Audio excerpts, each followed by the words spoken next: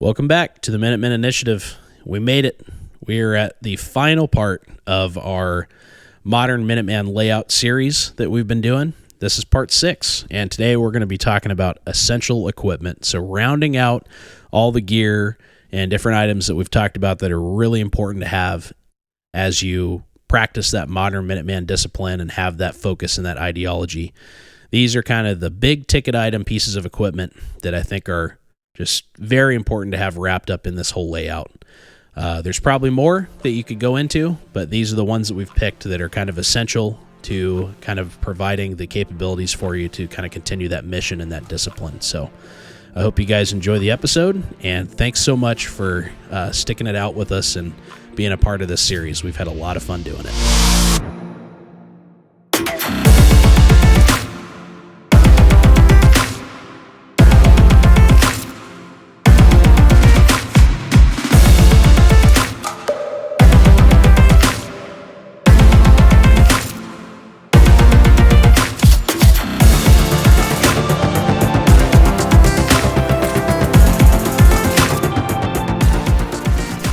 So yeah, when I was a new just a Josephina. Fuzz, dude. Yeah, dude. Yeah, I was a fuzz actually when I got to Were my you unit. were you an E fuzzy? Yeah, I got screwed E1? over on my. I got screwed over in my. I mean, I don't want to say it's my recruiter's fault, but kind of in a way. Like I brought someone in with me, but Yeah. because I ended up having to get a medical waiver, he ended up getting the promotion because he got his contract before me. What? Yeah. Oh, so no, dude. Yeah, dude. So you brought him in, and then they gave him the credit for it? Yeah. Old Jay, dude.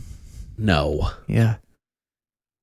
It's kind of All messed right. up. But anyways, yeah, because I had tubes put in when I was a kid, which I shouldn't have even said that. So for anyone listening that wants to join the military, just, Don't do it. well, No, I'm just kidding.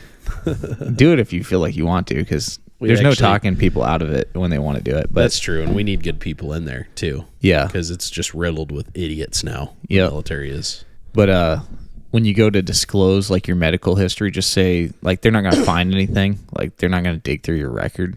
And I've actually been told this by guys who were recruiters as well. Like they're not going to go look. Yeah, they so don't. just say like, no, I don't have any. Like I've never broke bones. I don't have tubes. Stuff that you're going to have to get medical waivers on because it's going to slow down your process of getting in. Unless it's actually something like it's like okay. Substantial. Yeah. That could potentially affect you. But I mean, if it was like something that happened to you as like a kid, don't worry about it. That's like a scare tactic, though. I think when they're like, if we find out that you lied about something, then, we're going to sue you. And they tell you all this weird stuff, and that's just all just... Yeah. Honestly, I think most recruiters don't want you to say anything, but they just are required to say that kind of stuff.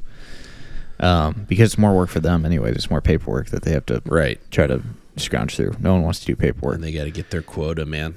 Yeah. So, but anyways, back to the story. When I was a new guy, man, I've told stories about me leaving gear in the past, and here's another one for you guys. When you turn in your night vision in the arms room, you're required to take the batteries out. At least my unit was. I think that's pretty standard all around, and that's actually how I store night vision still to this day. But just because you don't want to flip it on and it just have a ton of runtime and whatnot. But Get burnt in. yep.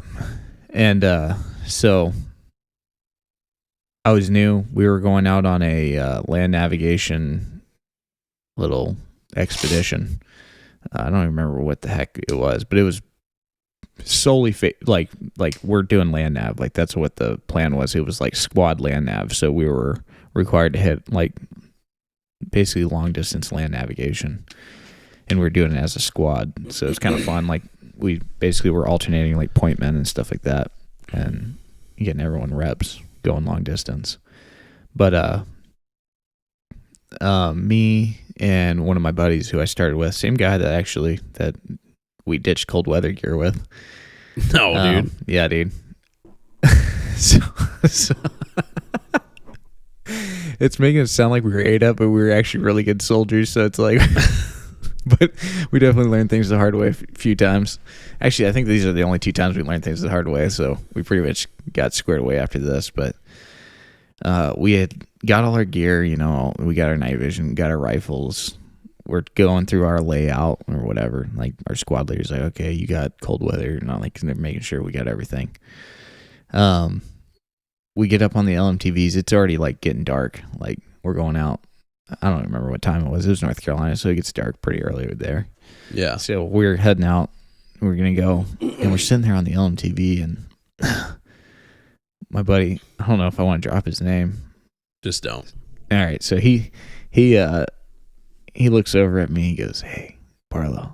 Like we're being whispery because I mean, like I'm talking. He's got probably, I don't know. He's probably got. This might have actually happened before the cold weather stuff happened. Okay. So he's probably got like maybe a month or two in, and I've got like maybe 3 months in. So you guys are just super like fresh. he's a month after me, I think. Yeah. Yeah, we're fresh.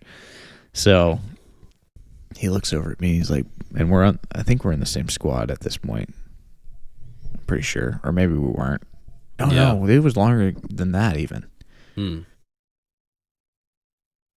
Yeah, so it had been. Yeah, it had been like, maybe he was around 3 or 4 months, and I was probably like 5 or 6.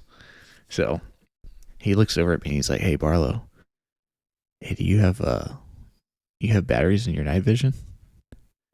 And I'm like, I'm pretty sure I do. Let me check. I flip it on, and I'm like, and just nothing, dude. No. And I look over him, and I'm like, "Oh no, dude, I don't." And he's like, "Yeah, I don't either." And I was like, "Oh no, like what are we gonna do? No, like dude. we're just gonna have to fake it till we make it out here on this mission, No. dude." Dude, that's what you did. No.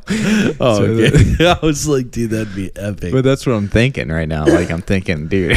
Yeah, because like if you tell somebody, you're just gonna get squashed. Like it's gonna be retarded. Yeah, because we're still in that zone. Like, dude, you're getting smoked over that kind of stuff. Oh, man. like for sure. Yeah, It's yelled not- at, made fun of. Like, Yeah, it's not people are gonna- be pissed. It's not gonna go over well. So he's sitting there, and like I said, so like me and him were usually used as pack mules. Like at the beginning, like we got a ton of gear thrown on us. Dude, that actually makes me sick to my stomach. Like somehow the feeling of how I would feel discovering something like that. Oh, dude. Came back to me, and like how just worried you'd be. Oh, it destroyed You're like trying me, to dude. problem solve. You're like, oh, I man. was already just ready to just be like, I'm just gonna walk around in the dark and hope we have good loom. Yeah. And just have the night vision over Yeah. my eye, but it's not actually on. And people were like, "Why isn't that glowing on this?" Yeah. Like, what the heck is this guy doing? Dude, I was already planning for it, but I've got my gain turned really far down. yeah. So then, so I'm sitting there, and Montserrat goes, "Hey, man, the last thing that I can think of is our last He mission." just dropped his name, but whatever. Oh, my bad. Anyways, it was Montserrat. Anyways. Yeah. He's my boy, so he won't care. So we went through some good times together for sure. But he was like, "Dude, the only thing I can think of is, he's like, I'm gonna dig through my ruck because I think I carried all the batteries on our last mission. Like, I think I had all the extra batteries. Like, Oh. I'm like, all right, well, as soon as we get there, let me know, dude." So we get there and we're laying everything out. I've already started faking it, dude. Like I'm already cruising around with the night vision down. Everyone's cruising. Yeah. And Montserrat just comes up and he's like, "Hey, dude, I got some." So he ends up handing me a battery. I'm like, oh, sweet. The best part about it was my squad leader at the time goes, "Okay, guys, get your night vision on." And we're like, or get all your packs on. We're getting our packs on and stuff, get all set up. We're going to start heading out to the woods. As soon as we get away from our, this is the best part about the story. As soon as we get away from the platoon, my squad leader, which you've met, Oh, okay. yeah, he's Yeah. probably one of my favorite squad leaders I've ever had. He gets out, like, as soon as we get away from, like, the rest of the platoon, he's like, "All right, guys, lift up your night vision. We ain't using this crap." He said, you don't use night vision when you're doing land navigation." I was like, what? But it was so much loom out that he was like, "Yeah, we don't even need it tonight. We flipped our night vision up, and we just cruised all night, dude. We didn't even flip our night vision down because it was just like, it was bright outside the whole night." That's when you just slip in good because I don't even have batteries. No, I'm just kidding. Yeah. I just remember like looking at everyone just like, "Oh man, it wouldn't have mattered anyways." But dude, crazy. It's funny though. It was really funny. But like I never made that mistake again. Like I always had extra batteries on me, and you always checked your stuff. Yeah. You always check your stuff. Like, all right, we good to go, man? Because you don't. I don't know. Yeah, I was definitely a not a smart ranger. I was a strong ranger, as they say. Like I was always making the mistake and having to learn it the hard way. But it's good though, and that's why that was a training exercise. So that's why you go out and train. Learn. So those mistakes can happen in a controlled environment. So yeah, well, kind of on that, we're gonna jump into the final part of the modern Minuteman layout. So it's been a fun little mini series. Yeah. So this is episode 6 or part 6. It's been good. I think I've actually really enjoyed this episode. So this episode's going to be about we're just going to talk about all the episodes we've talked about already and just do like my favorite part of the series. No, I'm just kidding. That'd be so stupid. Just sound bites from all the Yeah, just coming up next when Jacob and Steven talked about rucksacks. Dude, I hate when TV shows do that, dude. I know, it's such a filler episode. It's like, why? It's like, man, we really need to end on an even number of episodes in this series. No. What we are going to talk about, though, is essential equipment. You've probably noticed that along the way throughout these episodes, there's been different types of equipment that we've mentioned, and it's kind of been in passing, or it's been like a part of the list, like I remember in the rucksack episode, we talked about, like, we had a list of like what you should have, and there was things in there that we just kind of breezed over. And then like in the helmet episode, we were like, comms, and there's things that we just kind of said you should have. Well, we're going to talk a little more specifically about those different pieces of equipment because they are extremely important, and we didn't want to leave this off just breezing over those. Yeah. So we're going to break them down. Now, it's not going to be like a full-on explanation of all this stuff. This is more just to get you kind of thinking about these different pieces of equipment and starting to kind of put them on your checklist of like, these are things I need to have if you don't have them already. Yeah. We've had people reach out and kind of be like, it's been nice to listen to it in this format because I've been able to kind of create a goal list or like a gear goal list and kind of have the dots connected. There's a lot of people doing content on all these things individually, and there are people out there that are kind of combining it all together. But we kind of wanted to, that's why we, early on, Steven and I talked about kind of splitting this up and kind of doing it here and there. But I was like, you know what, let's try to just roll through. Like after we talked about it, we were both just kind of like, yeah, let's try to roll through and do all these parts in sequence. We ended up having one episode kind of interrupt it in the middle, but not a huge deal. But I think this will round out the whole modern Minuteman layout pretty well. Now, obviously, the stuff we've talked about is not end all be all. It's also not going to be applicable to everyone. There's people that live in different environments, and the whole point of this whole concept is that you are prepared to protect and defend and operate within your environment you live in. Yeah. So there's things that could be different, but that's why I've tried to keep it kind of broad, and that we'll continue to do that in this episode. It's going to be broad, kind of a broad view of these different pieces of equipment. And then we'll have different episodes throughout the history of the podcast that'll break these things down very specifically in the future, or in some cases we've already done that. Yeah. So, yeah, I think well, let's just, I guess, get right into it. I guess what is the essential equipment that the modern Minuteman needs or should try to get? Well, just to kind of like list them for you really quick, and these are going to kind of be what we're working through in this episode. You got to have communication equipment. Yep. Absolutely, without a doubt, have to have some medical equipment. Yep. That's just, and again, we believe these are like non-negotiables. Like you've got to plan on having these. Having navigation equipment is super important. Yep. Some specialty equipment, which is where you start getting into your different devices like NVGs and thermal and stuff like that. Yep. And And then also talk a little bit about clothing. Kind of a more basic topic, but I think it's something that needs to be specifically thought out for this this mission or this use case. Yeah. So, and then there's some additional considerations that we can kind of cover. But so starting just straight into the communication. So this is a topic that's extremely in depth, and it's kind of one of those topics that the more I've learned about it, the more I've realized I've got more learning to do. It's like the deeper I go, I keep like chasing into this topic, thinking like, you know, I'm gonna find the light at the end of the tunnel. Yeah. And it's just, so far, I just haven't gotten there. I mean, I have a really well-rounded understanding of communication equipment as on a whole, but as far as like the specifics of it and how detailed it gets and how many variables there are and different styles and all this stuff, this is a rabbit hole right here.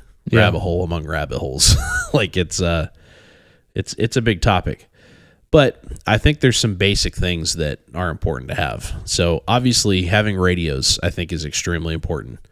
Now this is kind of right here before we even continue. Just radios alone is an immense Everest of a topic. I mean, it is. There's a lot going on here, and it's not. It's not something that's just going to be able to be bought. Like, you're going to have to buy this. You know, if you get a radio or if you already have a radio, there's going to be a lot of learning involved with that. Yeah. I highly recommend understanding, and it's not necessarily, at least not for everybody. It's not a fun topic to learn. Yeah. It's very data intense. There's a lot of nuance, and there's a lot of you got to really get in the weeds, honestly. Yep.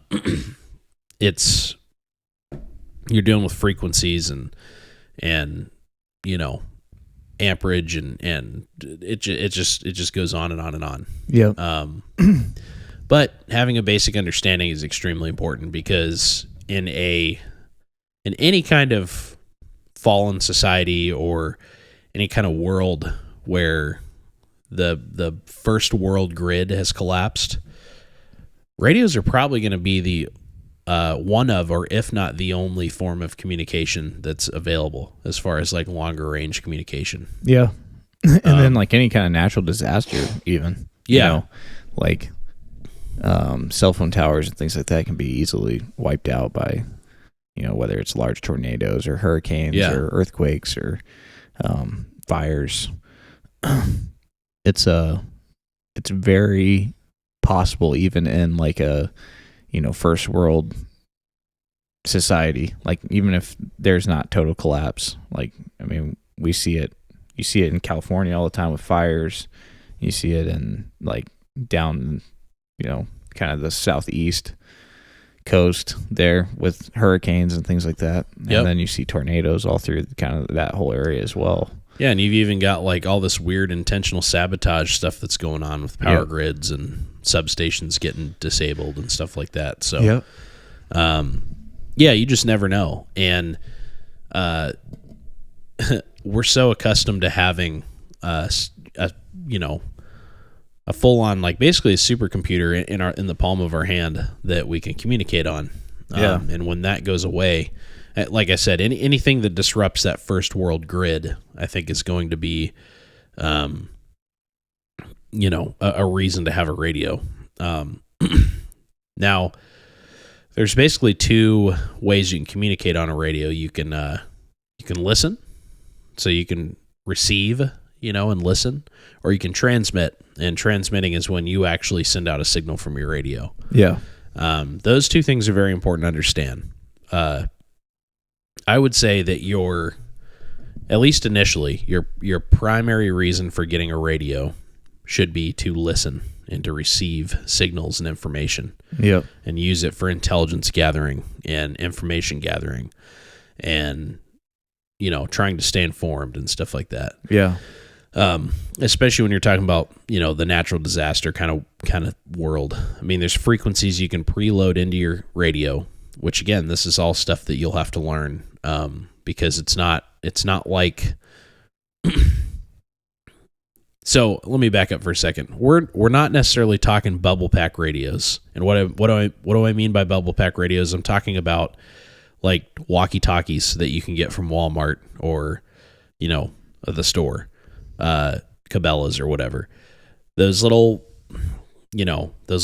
walkie talkies that come in those plastic containers. It's like it comes with two, and they're just little walkie talkies. Those are absolutely radios. I'm not saying they're not. But those are not gonna. Those are restricted to a very specific set of frequencies, and most of the time it's FRS, which is Family Radio Service. So, and I believe that's 22 frequencies. So, their actual frequencies. I mean, they show up as channels in the radios because they're preloaded. The radios are not. You can't edit the radios or reprogram them or anything like that. I mean, I'm sure antennas are affixed, everything like that. Yeah, they're very low power. I'm sure you can actually modify them, but you'd have to know like a lot. You'd have to be super smart, and so you're not modifying them. You at least I'm not.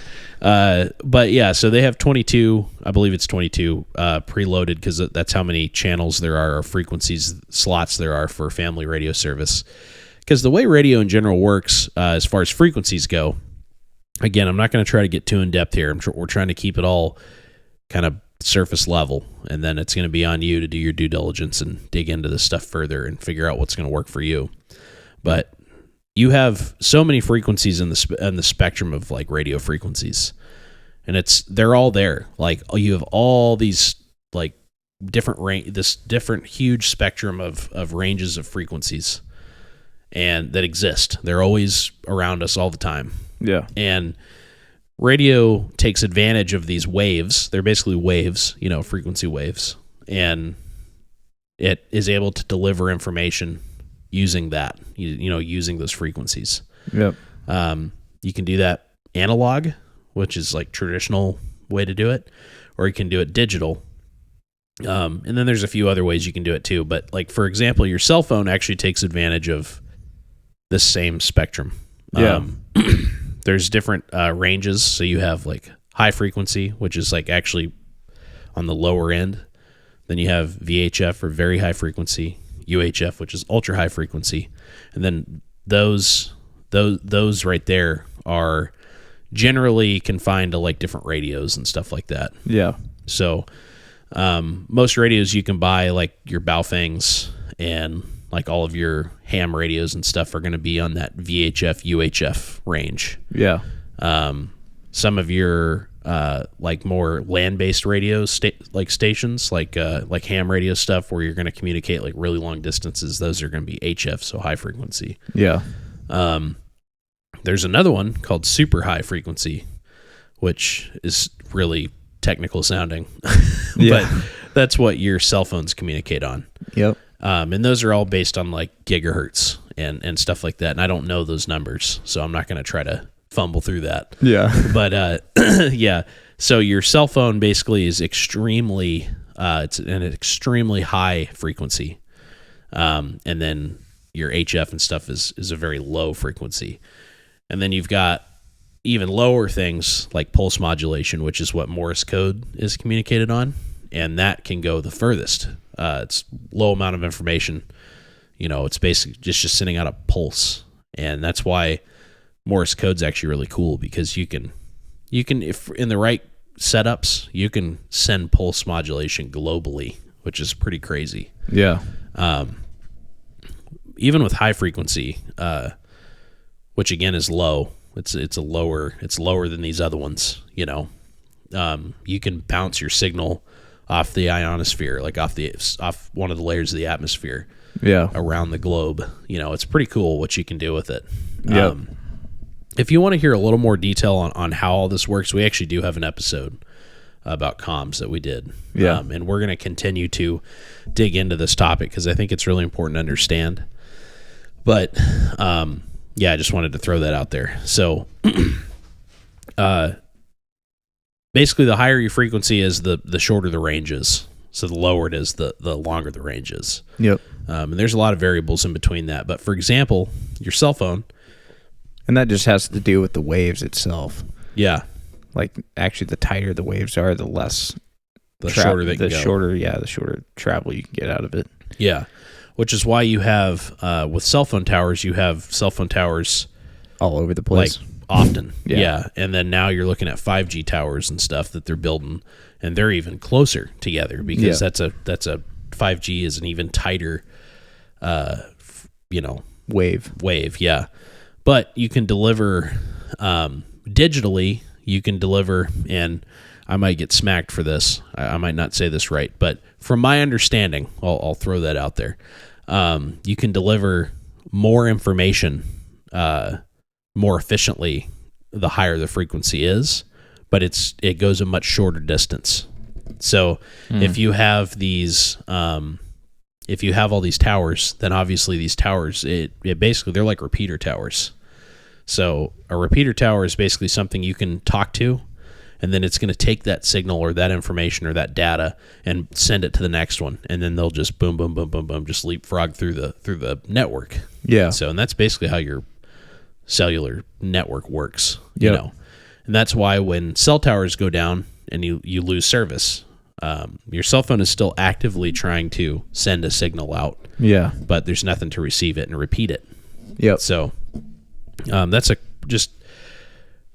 kind of breakdown of how that works. And that can kind of also show you how fragile it actually is. I mean, you take down, some key cell phone towers and you've basically disrupted an entire network. Yeah. There are redundancies and they, most, from what I understand, a lot of cellular towers are on backup generators and they're relatively robust. But it really doesn't take a lot to bring down the cellular network. And I think not being so reliant on the cellular network is extremely important. Yeah. You always want alternative plans when it comes to communication, whether that's, for the everyday person. I think a cell phone is your primary, for communication. But yeah, I always cruise around with an extra radio in my vehicle for that reason. Yep. And then I have a few radios, so. Yeah. But yeah, I mean, as far as picking one out for your kit, what would you say people should look out for? I mean, I'm not going to say like this is the radio you should buy, but I'm saying like for me, I would want something for one that's like from a reliable brand, one that's got decent like product support, whether that's like you can get PTTs and antennas and all that good stuff for them. Most radios you're gonna be able to get that for, but yeah. And then just make sure that it's, I won't say that it's waterproof, but like it's not just gonna get fried while you're out, just getting out in the muck and mire. Like yeah. Well, I mean, the very first thing I'd say is if you haven't bought a radio yet, and you're just kind of wanting to get your feet wet on just the learning, in my opinion, you really can't go wrong with a cheap Baofeng radio.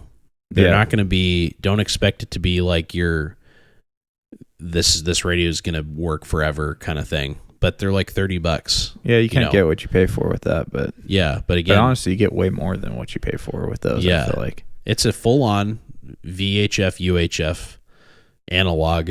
And they make digital ones too, but it's an analog radio, which I think is a great place to start. And like I said, you can get them you can find them on sale for like $19.99 sometimes. Yeah. But you can get them you can get a good Baofeng or a decent Baofeng radio between $30 and $50. I think that's a good place to start. The other thing I would recommend is like go out there and learn from people. Terminal Armament is a company that I would recommend visiting often. Yeah. Mojave Repeater is another one that they offer classes and stuff that are from what I've seen are really good. I haven't taken one yet. I'd like to. There's a lot of companies out there. Ham Radio Crash Course is a YouTube channel. Yeah. And he gives I mean, as far as like you want to sit down and learn, Yeah. I will say his videos are extremely Dry. well. I think for It's some just people the this content. information just is dry because Yeah, it's it's just the very content. statistical and data ridden, and it's just like, you know, because it just is what it is. I mean, that we're talking about a kind of a relatively complicated. I mean, it's pretty simple on how it all works in a way, but it's actually pretty complicated. There's a lot going on, and there's a lot you have to understand. But he has like 2-hour videos that are basically like podcasts of him explaining stuff and showing you stuff. And he's got shorter videos too. Like he does a lot of stuff for beginners, like a lot of stuff with very accessible equipment, and you'll get to know the basics. Backing up for a second, I think the concept you should have as a modern day Minuteman behind radios should start with information. So being able to stay informed and gain intelligence. So that listening should be a top priority. Yeah. I do think, though, as a modern Minuteman, you should have the capability, and this only comes into play if you are coordinating with others. You should absolutely have procedures in place for using that radio to communicate within your team and to those that you have deemed an ally or someone that's part of your network or your community. Yeah. This is where I'm going to throw in a disclaimer and say that this right here is where it gets very complicated because, and there's a lot of what ifs. And so I don't want to what if this to death because the whole point of the Minuteman is just kind of being ready and prepared to respond and defend and, you know, things like that. Yeah. And you're not necessarily responding to a high level threat. You know, it could be like a hurricane or whatever. Like you mentioned, you know, you might be wanting to go help out with that. And I think you should. I think that's obviously part of it. But if you are fighting someone, like let's use the current world example of Ukraine and Russia. Electronic warfare is a very real thing today in today's environment, in today's combat environment. Yep. Tracking, locating, targeting. These are all things that can be done Jamming. by even. someone jamming. Yeah, by someone using a radio. There can even be targeting and locating done while jamming. So there's especially when you start talking about a like a global superpower like America or, you know, Russia's kind of. It can even be done in a small, Yeah. like with someone who knows what they're doing. It's Yeah. very, very doable. Yeah. With the right equipment, right knowledge, and right assets, it's definitely something that you need to think about. So what are we saying here? Well, we're basically saying that if you transmit on a radio and someone's looking for you, you've increased the chances that they might find you and locate you. It's not as easy. I don't know. I've been seeing a lot of stuff on the internet about like as soon as you hit that transmit button, and I've gotten in conversations with people, and it's like as soon as you hit that transmit button, you're done. And it's like that's not necessarily true. There's a lot of things you can do. Like for example, you can use very low power, so your signal goes a very short distance. You can use the terrain to mask your signature. Yeah, terrain masking. You can actually use directional antennas. Mm-hmm. There's a lot of different things you can do, but these are things that you have to understand, and this is why it gets complicated. Yeah, and I think understanding it's going to help you buy it too. So, like, don't go into it like you said. I think going out and getting one of the Baofeng, one of the $30 Baofengs, is a good place to start. You can already have something in case something were to happen, but then you can allow yourself to start researching as far as like, okay, what kind of antennas am I going to need? What other equipment along this like vein am I going to need in order to support this? Yeah. And then if you want to upgrade to a radio once you kind of have a better understanding after that, then I mean that's honestly exactly what we did. Yeah. We got Baofengs at first when we first started getting into radios. Yep. We ran them for a while and we realized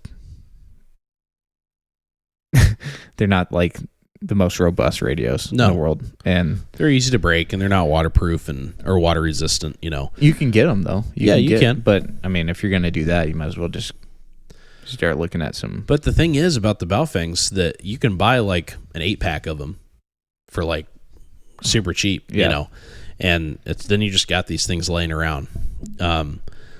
That's another thing too, is that you're going to have to program these radios. So they do come, at least the Baofangs, most of them come pre-programmed, and it's like a standard kind of programming. Like they'll have frequencies like preloaded into them. Yeah. Probably not going to work for where you're at, because every state that, generally every state has its own. Some states will kind of mesh together. Yeah. For us, definitely, like our state, we're so far away from everything else that up here in Alaska, it's like we have our own. Like we had to reprogram. We have to reprogram all of our radios when they get here. Yeah. I will say, if you are coordinating and you've got someone that's really interested in this, like, lean on them and let them kind of do their thing, because some people just click with this stuff. Yeah. And they like it and they're interested in it, and they like really enjoy like figuring it out. And that is awesome to have somebody like that. Yep. Because it is extremely complicated and in depth, and you have to continually learn. Like the amount of stuff I've learned in the last year about radios is like insane. And I'm not even, I'm focusing on a lot of things too. It's not just like radios. I haven't been able to just solely focus on radios, but yep. I want to understand it. So it's been a lot. But yeah, I think starting first with that, like, I need to learn about this. Now, if you're someone that's listening, you're like, okay, yeah, I'm already pretty scored away. What radio do you recommend? Well, this is where I might disappoint some people. I'm not going to sit here and tell you brands, because I think that's extremely dependent on where you're at, and what you need to do. There's a lot of brands out there. Like I see a lot of Hytera pop up a lot recently.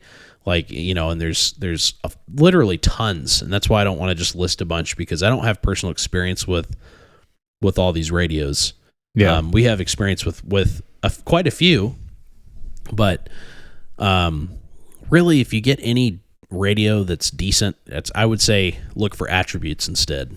It should be able to have customizable power. So get something that you can set to a very low power. And then also you can switch it to a high power. If you're like in a different environment where you do want to be heard, and you're like, man, this is an emergency. I need someone to hear me. Like we're in trouble. I want to push this. Yeah.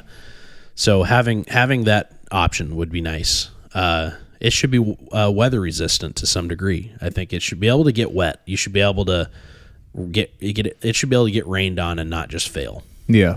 I think having interchangeable batteries, or like battery packs that can swap out on it, I think is extremely important. Yeah. So you can carry extra batteries and keep it active. I think there's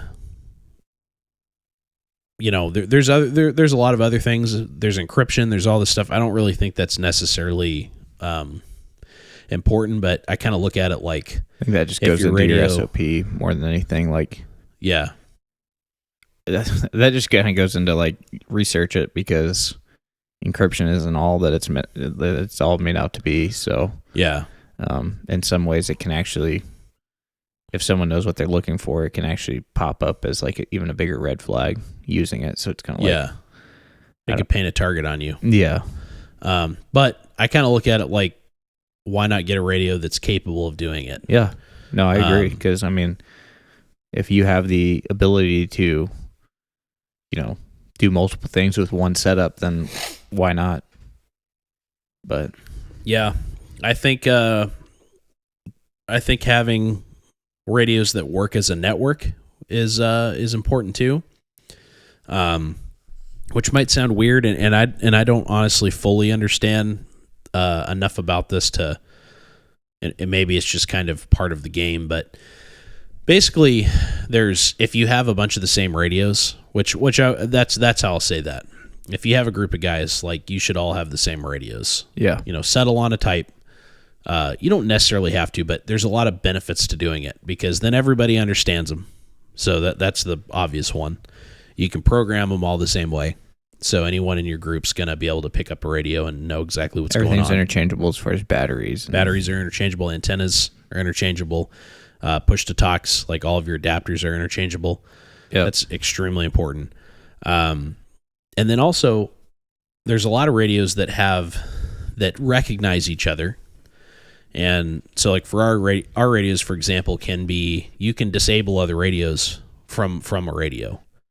So like if Steven's radio gets taken from him for some reason, like the Kandahar Giant just comes out and skews you with his spear and you die, and he steals your radio and he's like trying to use it, I can program my or I can send basically a kill code to your radio, and as long as it's in range, it'll disable your radio and just basically it'll just take it away. Like it'll just disable it completely. Destroyed. Yeah. And I don't think it's literally like that'd be sick, dude. You just blow it up. No, it just, I don't know if it like, it's like a kill code, I think is what they call it. But basically it sends a signal that shuts it down. Yeah. In one way or another. I don't know if it like just scrambles it. I'm not sure what happens, but there's radios that do that. So that's kind of from a security perspective, that's a cool feature as well. Yeah. And again, I don't know enough about that. Don't lose your radios though. Long story short. Yeah, that's a sensitive item. Don't lose any of the stuff that we're going to talk about today. Yeah, if you lose, I mean, honestly though, radio out of all these, I think is the most important to not lose. It's a direct key into your, basically your community's neural network. Like, yeah, you have to recover it if you lose it, or you got to make sure it can't ever receive a signal. So, not good. So a couple more things on radios. I know that's probably, I feel like we just like ripped a scab off and it's just left it bleeding and now we're moving on, but radios we're getting into medical next. Yeah. Well, a couple things on radios really quick though. PTTs and microphones in general are things you're going to have to get, and this is kind of getting more into like the operational use, like using a radio as a unit. Yeah. PTT, so that's a push to talk, is what PTT stands for. And it's literally is exactly what it sounds like. It's a device, and your radio has a PTT on it. The little button on the side is a PTT. It's a push to talk, button. It's just a transmit button. Push to transmit is also what some people define PTT as, but big dumb army grunt over here. Push to talk. But anyways, yeah, it's important to have this well thought out. For example, like Steven and I run headsets. So we have headsets tied into our radios. And so we have a button on our chest, or on our shoulder strap, usually that's where I run mine. Yeah. It's on my non-shooting side. So I see that mistake a lot. If you're right-handed, don't put your big old PTT on your right shoulder. Yep. I've seen many Jerjambly stock into PTT happen in my days, and it makes me go, what is going on? There's a lot of benefits to having it on your non-shooting side. Yeah. So then you keep your your firing hand where it needs to be. You can lay down, suppress a fire, and talk at the same time. Yeah. But anyways, yeah, so put it somewhere that makes sense. Some guys run it right in the middle, like dead center in the middle, which is kind of cool. Yeah. I just run mine right on my left shoulder. But yeah, I mean, headsets, do you want to run them? Do you not? I mean, I like them. I think it's kind of one of those things, again, where it's like, I'd rather have it and then just be able to take it off if I need to use my God-given ears. Yep. But if I want to have like enhanced predator hearing, then I can. So, I like it. I think it also just makes it so easy. Like, it's so seamless with a headset to use the radio. Like, it's like you hit that little push to talk button and you can talk, and then you let go and you can listen, and yeah, it's the way. It is the way. This and it is keeps the way. your radio just stowed away and whatnot. But antennas, got to think about antennas. I think it's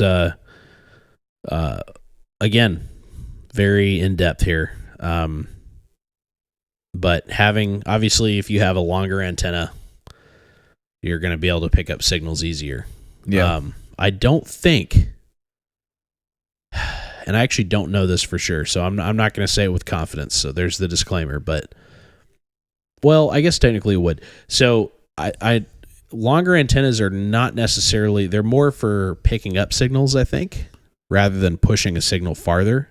But I think just by default, it's going to push it farther because the higher up your antenna is, the farther above things it is. So it's kind of getting above the terrain masking depending on where you're at. Yeah. So, but I guess what I'm saying is it would help a little bit, but those foldable antennas are cool because of that reason, because it gives you just more flexibility, I think. Yeah.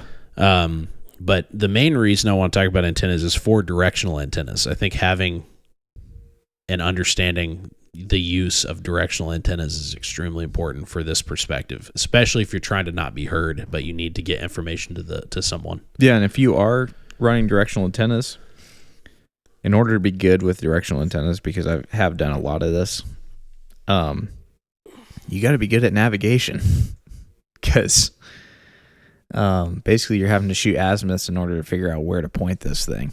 Yeah. I mean, yeah, you can use GPS or whatnot if you have GPS, if you have that capability, but sometimes we just gotta go to the old school and actually figure it out. Yeah, for sure. And you also need to understanding how to read terrain and stuff like that too on a map is important as well, because you can, even before you're out somewhere doing something, you can set up your lanes of communication. You know? So, yeah, and then obviously you need to have some support for your radio. So extra batteries, redundancies. So like having extra antennas. A lot of these radios, especially the cheaper ones, they, if you run them without an antenna, they're going to be they're not going to be functional, and it can even like mess up the radio itself. So, there's a lot of things there that you need to understand. But having just in general kind of full picture communication is just, it's part of it. It's part of the game. You got to be able to do it. You got to be able to stay informed. That is one of the main tactics used when you are trying to take over an area, is you jam and shut down their communications. Mm-hmm. So staying, which again, if you're relying on just cell phone use, it's going to be extremely easy to do. Yeah. Mother Nature can do it, but it's very hard to do it for radios. If you're dealing with somebody like honestly, America's really good, probably the best at electronic warfare, like signal jamming and stuff like that. America can just jam signals like a beast. But so there's that. But then there's ways around that too. But it takes a lot of knowledge and understanding. So, anything else on radios? No, I don't. I mean, no, not without getting like way too far down a rabbit hole, I guess. Yeah.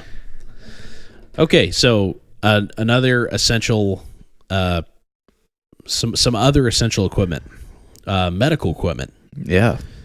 This is near and dear. Yeah, and this is like, the fact that this still hasn't really caught on is pissing me off. Yeah. I'm getting mad. Get angry, dude. No, but it's frustrating because and it's gotten better, but it's still just like kind of weak. Yeah, and I'm even seeing stuff now where people are starting to like downplay it, which is confusing to me. Like even like downplay. What do you mean? Yeah, like people are like, yeah, people are starting to put too much. Like I've just seen like videos from people that are like, it's everyone's carrying a tourniquet, and realistically, like, what do you really need this? And like, I've seen stuff like that popping up from like pretty reputable people. Oh no. Yeah, and I'm like, what?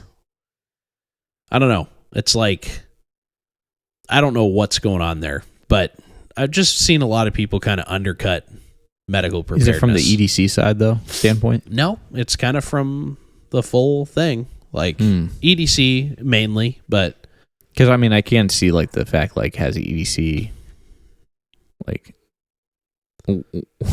when is enough like too much kind of thing with EDC. Yeah. Well, I mean, yeah, and like if you're having to buy like 5 pant size higher just to like stuff everything into your waistband, you're just like cruising around. What the? Yeah. Well, you know what I mean? Like, yeah. I don't know, that's a completely different topic, but I'm just saying, like, obviously, we're not going to get into that. That's just okay. random. But yeah, you need to have medical equipment. Yeah. Especially from the Minuteman perspective. Oh man, like, it's a must. Because if you are not of the mindset of, well, first of all, your whole mindset should be, we always say starting in your home, like defending your home and your family, then extending to your, friends and family that are within your inner circle. So like people within your group or whatever. Yeah. And then after that whole thing's been taken care of, now it's time to go out and help your community. Like that's the whole point of this whole Minuteman focus and this like ideology. Yeah. Is, there are those of us who I believe God has made to be willing to stand in the void and defend the vulnerable and the helpless. Yeah. And what better place to do that than in your own community? Within that mentality, it's just the other side of the coin. It's not just like, I'm going to fight any bad guy that shows up. No, your mentality should just with the same breath should be, I'm going to go and render aid. Yeah. And respond and help people medically. Yep. Obviously, you need to have medical gear for you and your family and for your group and your team or unit or whatever you want to call it. Yep. Community. But yeah, you need to, I think you even beyond that need to be able to medically respond to your extended community. So like, for example, here we have earthquakes. Yeah. And they can get bad. Like really actually bad. We just had one recently. Yeah, it was like a 7 point something. Yeah. Up there in Wasilla. That the 64 earthquake still holds the record, I think, in America for the biggest earthquake. Yep. And it was in Anchorage. So we get earthquakes here. I've heard we get earthquakes daily. We just can't feel them all the time. Yeah. But anyways, we get some, every once in a while you'll just feel like your house rumble around and you're like, oh, well, there's a little earthquake, and then usually it's over. But we can get a crazy one out of nowhere. It's just really, it will happen. We'll get another crazy one again. It's just a matter of time. Yeah.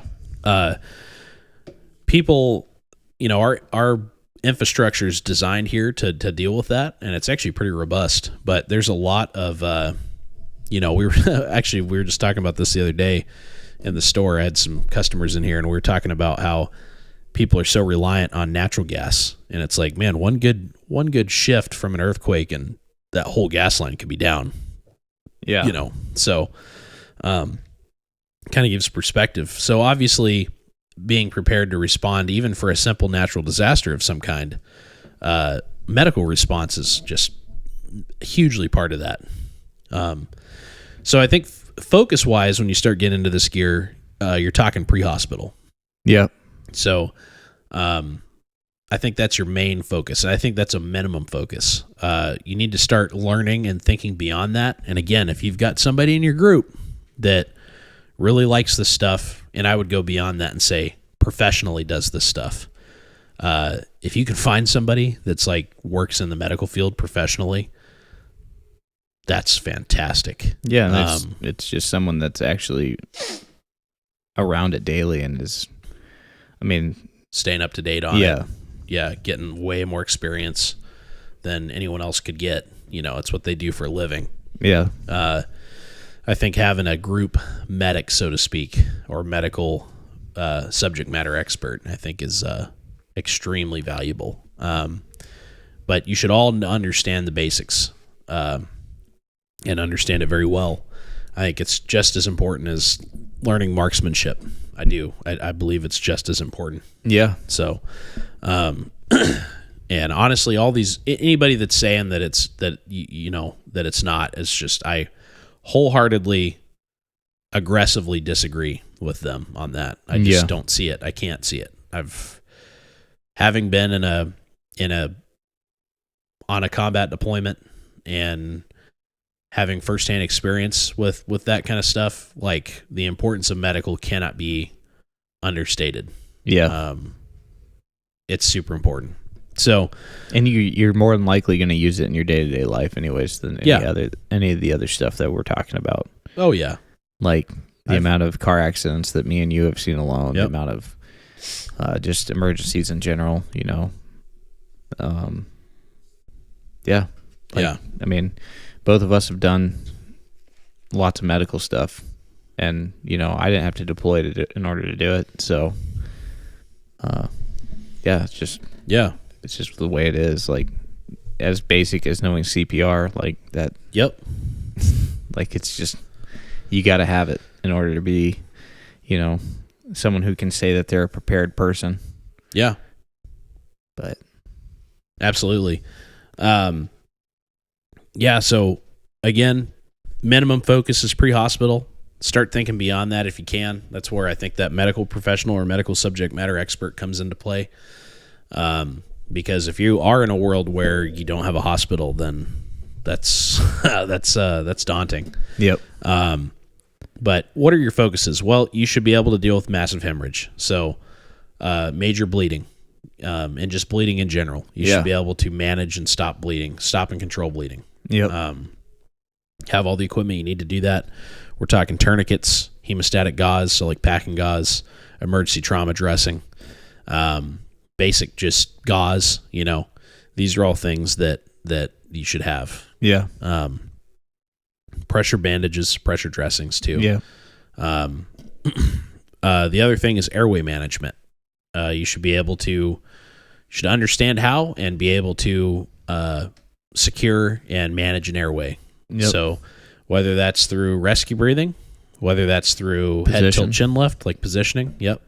Or that's through like if you got someone unconscious and you're using nasopharyngeal and MPA. These are things that are important. Yeah, recovery position. Yep. Understanding how to position your patient and make it so they can continue to breathe and maintain an airway is really important.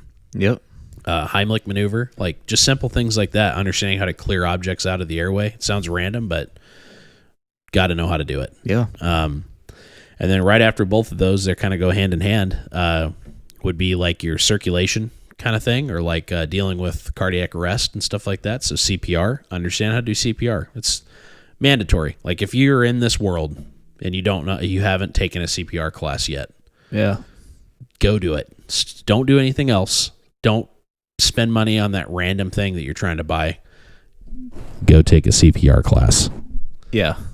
There's no excuse for it, really. It's like that's really the bare minimum, in my opinion, on like medical preparedness. I don't even think it should be. I think that's. Yeah, I mean, I guess bare minimum is the best way to describe it. Like that, you should just have that. Yeah, and you don't necessarily need to go take a class. You can learn it on YouTube. You can learn how to do it on YouTube. Yeah, we got videos. Yeah, we have a video, but I think a class is important because you get hands-on. I think the hands-on is valuable. And if it's a good class, they'll have CPR dummies, and you can actually like do CPR and feel what it feels like. Yeah, and you would never believe, like you feel like, oh yeah, there's no way this actually helps you in this situation. But like when I had to do CPR on someone, I just remember like thinking like, yeah, I mean, I think the dummies actually do a very, very good job. Like 100%. I agree. Like they do a fantastic job at just like getting you like understanding depth, understanding just like the rhythm behind what you got to do, all that stuff. So,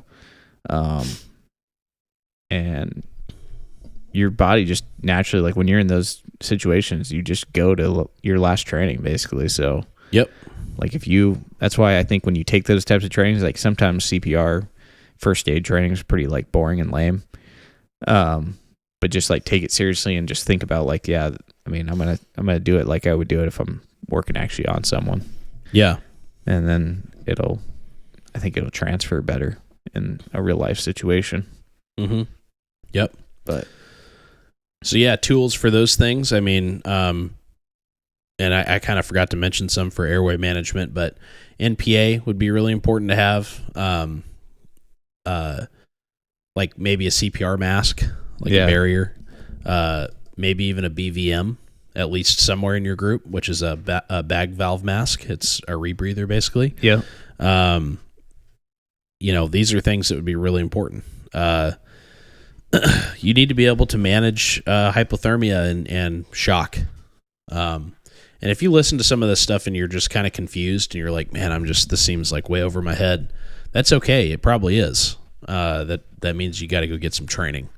And unfortunately, in the medical side of things, I mean, I think you can get relatively good training online, but a lot of this, I would just recommend going and biting the bullet and taking a class somewhere. Yeah.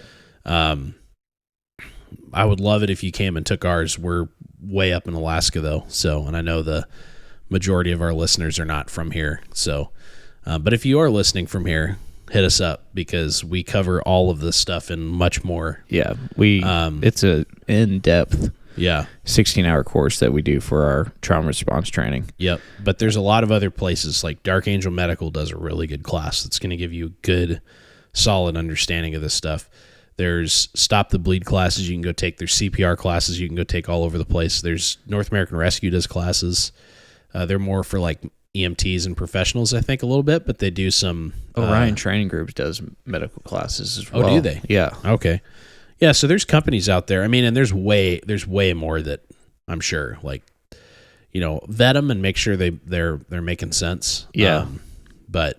Like when you go to take the Orion Training Group, it sounds like it's a lot of law enforcement guys that are in those classes. But I just watched a video on it, and they said it's open enrollment for just your average citizen as well. So they take everyone. Okay. So they're not gatekeeping, which is good. Yeah. But yeah, dealing with hypothermia and shock. So having things like Mylar blankets or like space blankets, survival blankets. Having understanding how to read and take vitals, just basic stuff like pulse and respiratory rate, capillary refill, things like that. Look these things up. Yeah. They're pretty simple, and it's how you can read. You can get baselines, and then you can monitor and keep an eye on people, make sure they're not dying on you. And then you need to be able to deal with obviously your non-life-threatening injuries like scrapes, bumps, bruises. Breaks, having splinting capabilities is important. Yeah, like evacuation as well in this situation. Like have the ability to, whether that's just, hey, you need to hit the gym and you need to learn how to fireman carry, or actually having litters maybe potentially. North American Rescue makes pretty small litters that are compact. It's just basically but you can also makeshift a litter as well, like out in the field. But understanding how to do that, don't have it the first time you're doing it, is when go out and do it.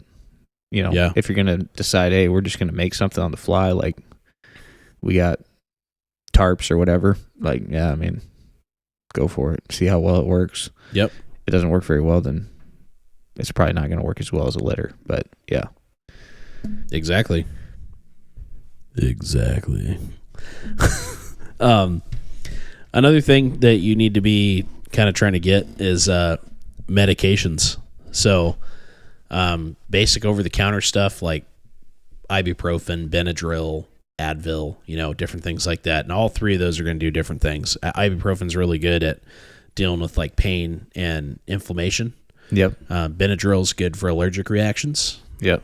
Advil or aspirin is actually what I meant to say, is good for if you're worried about like heart attacks and stuff, it'll thin your blood a little bit. Yep. And then Tylenol has different things in it as well. Tylenol and ibuprofen are Tylenol is like a brand name, but Yeah, that's the thing with Tylenol and ibuprofen is you can run them in conjunction or you can stagger them. So like if your ibuprofen is supposed to be given every 4 hours and so is your Tylenol, you can either take them both at the same time or you can do what I do, which is like rotate them. So you do you start one and then in 2 hours you start another one. And then you're just basically taking them every 2 hours if you have whatever you're dealing with. And that depends on how many milligrams they are. Yeah. No, I'm not saying like, Yeah, so the 2 and 2, it's dependent. I'm not saying that the hours are the amount, but I'm just saying if that's what it's supposed to be, then you can alternate them. Yeah, you can alternate them. And you get, more benefit, basically. Yeah. But then beyond that, having simple things like stool softeners, medication for, like, if you're having, like, uncontrollable diarrhea, so the opposite. So, because that'll destroy your movements, man. Yeah, and you can die. I mean, if you get Giardia, for example, which is beaver fever, like if you drink some nasty water, nasty stagnant like poop water, bacteria-ridden water, basically, then you can get Giardia and it can kill you. I mean, you can literally poop until you're dead. So the old beaver fever, dude. Yeah. So having the ability to control that, antiseptics. So things that are going to deal with like infection, like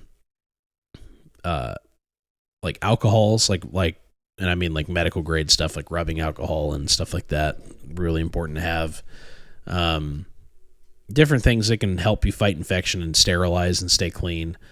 And then antibiotics. So antibiotics are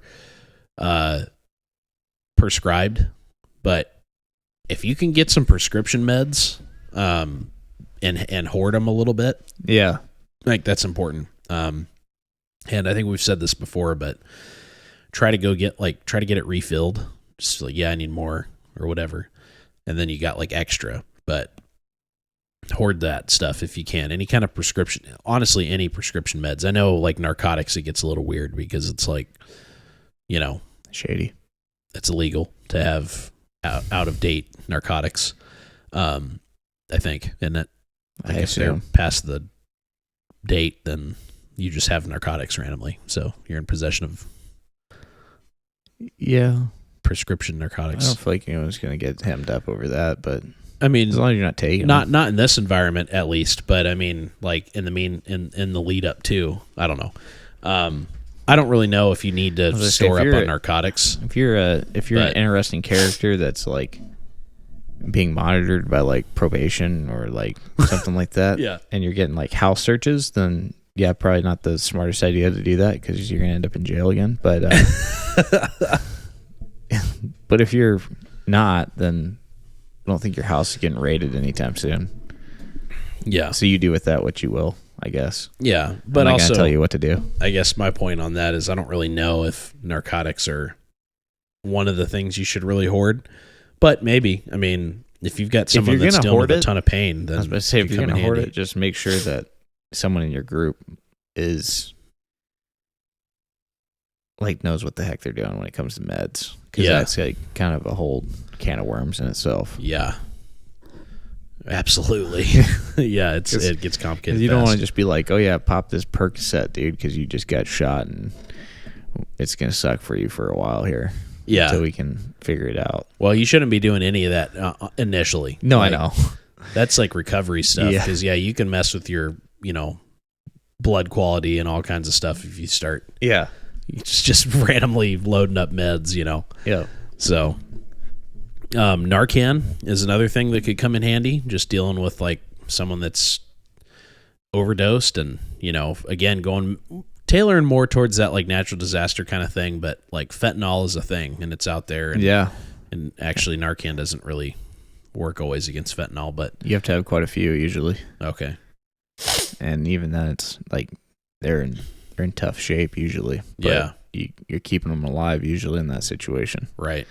I think that's the main reason you carry it. Like, if you're in that situation, this is just kind of like a weird example. Not saying that this is the only reason you carry this, but like, you're helping your community. You got to the point where your family, your friends, everyone's safe, and you've kind of pushed out into the community. You're trying to help. and you see someone on the side of the road that's down and whatever, you try to go help them. If they got fentanyl on them, then all of a sudden you've been exposed to it. And hopefully one of your team members are there, because I don't know if you've ever watched videos of like police officers dealing with that, but I mean, it takes them out like within seconds, like they pass out. So, and their eyes roll back, they go unconscious. It's kind of downhill from there. So that's where I think carrying Narcan is maybe not necessarily for the person on the ground. I mean, yeah, you can, if you got enough that you feel like you want to try to help that person out, but definitely for your own. It's for your brosophiens, dude. Yeah. Yeah. Yep.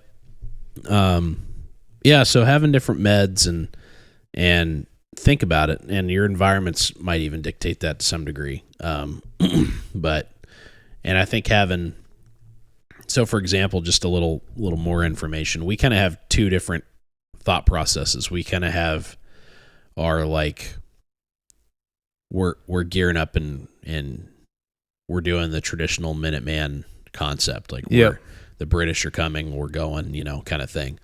We have gear set up for that. Then we also have gear set up for like emergency kind of natural disaster / search and rescue stuff. So those loadouts look different, especially medically.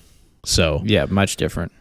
Heavy medical, way less fighting capability on our, obviously almost none in some instances. We have. I mean, you can always throw a rifle on. Yeah, exactly. Rifles can be added to any sort of kit, basically, if you're really worried about it. But, but as far as like our chest rigs and stuff, our chest rigs are definitely, like, we have two different kind of style of chest. Well, we got more than that, but I'm saying like we got like as far as loadouts. Like me and you are both running Plat Attacks Mark 5s for our, kind of recce. The British are coming. Yeah, the British are coming mentality. Yeah. But then we're running the old Spiritus Systems chest rigs for super customized and set up. More to come on that. We'll probably do search and rescue style episodes in the future. But yeah, I don't know, I feel like that's like a weird thing to just say, but yeah, basically we just have we're set up in different responses. Yeah, I think it's part of I just believe that you can't have this preparedness and this mentality without having a passion to be willing to help others that need help. And what better way to get out and actually like put your gear to the test is in a situation like that. Like you more than likely don't have to worry about someone shooting back at you. Yeah. But you're still getting out and doing the thing for real. Yep. So that's kind of how I look at it. Yeah. Completely. It's not for everyone, but yeah. No. And completely random. I didn't think this would come up in this episode, but if you, man, what a great way to test your gear and your skills than by volunteering for search and rescue. I think. Yeah. And I think it just goes along with the whole thing. So if you've never thought of that and just now you're hearing about it and you're like, whoa, I don't even know where I'd begin. Call your local fire department and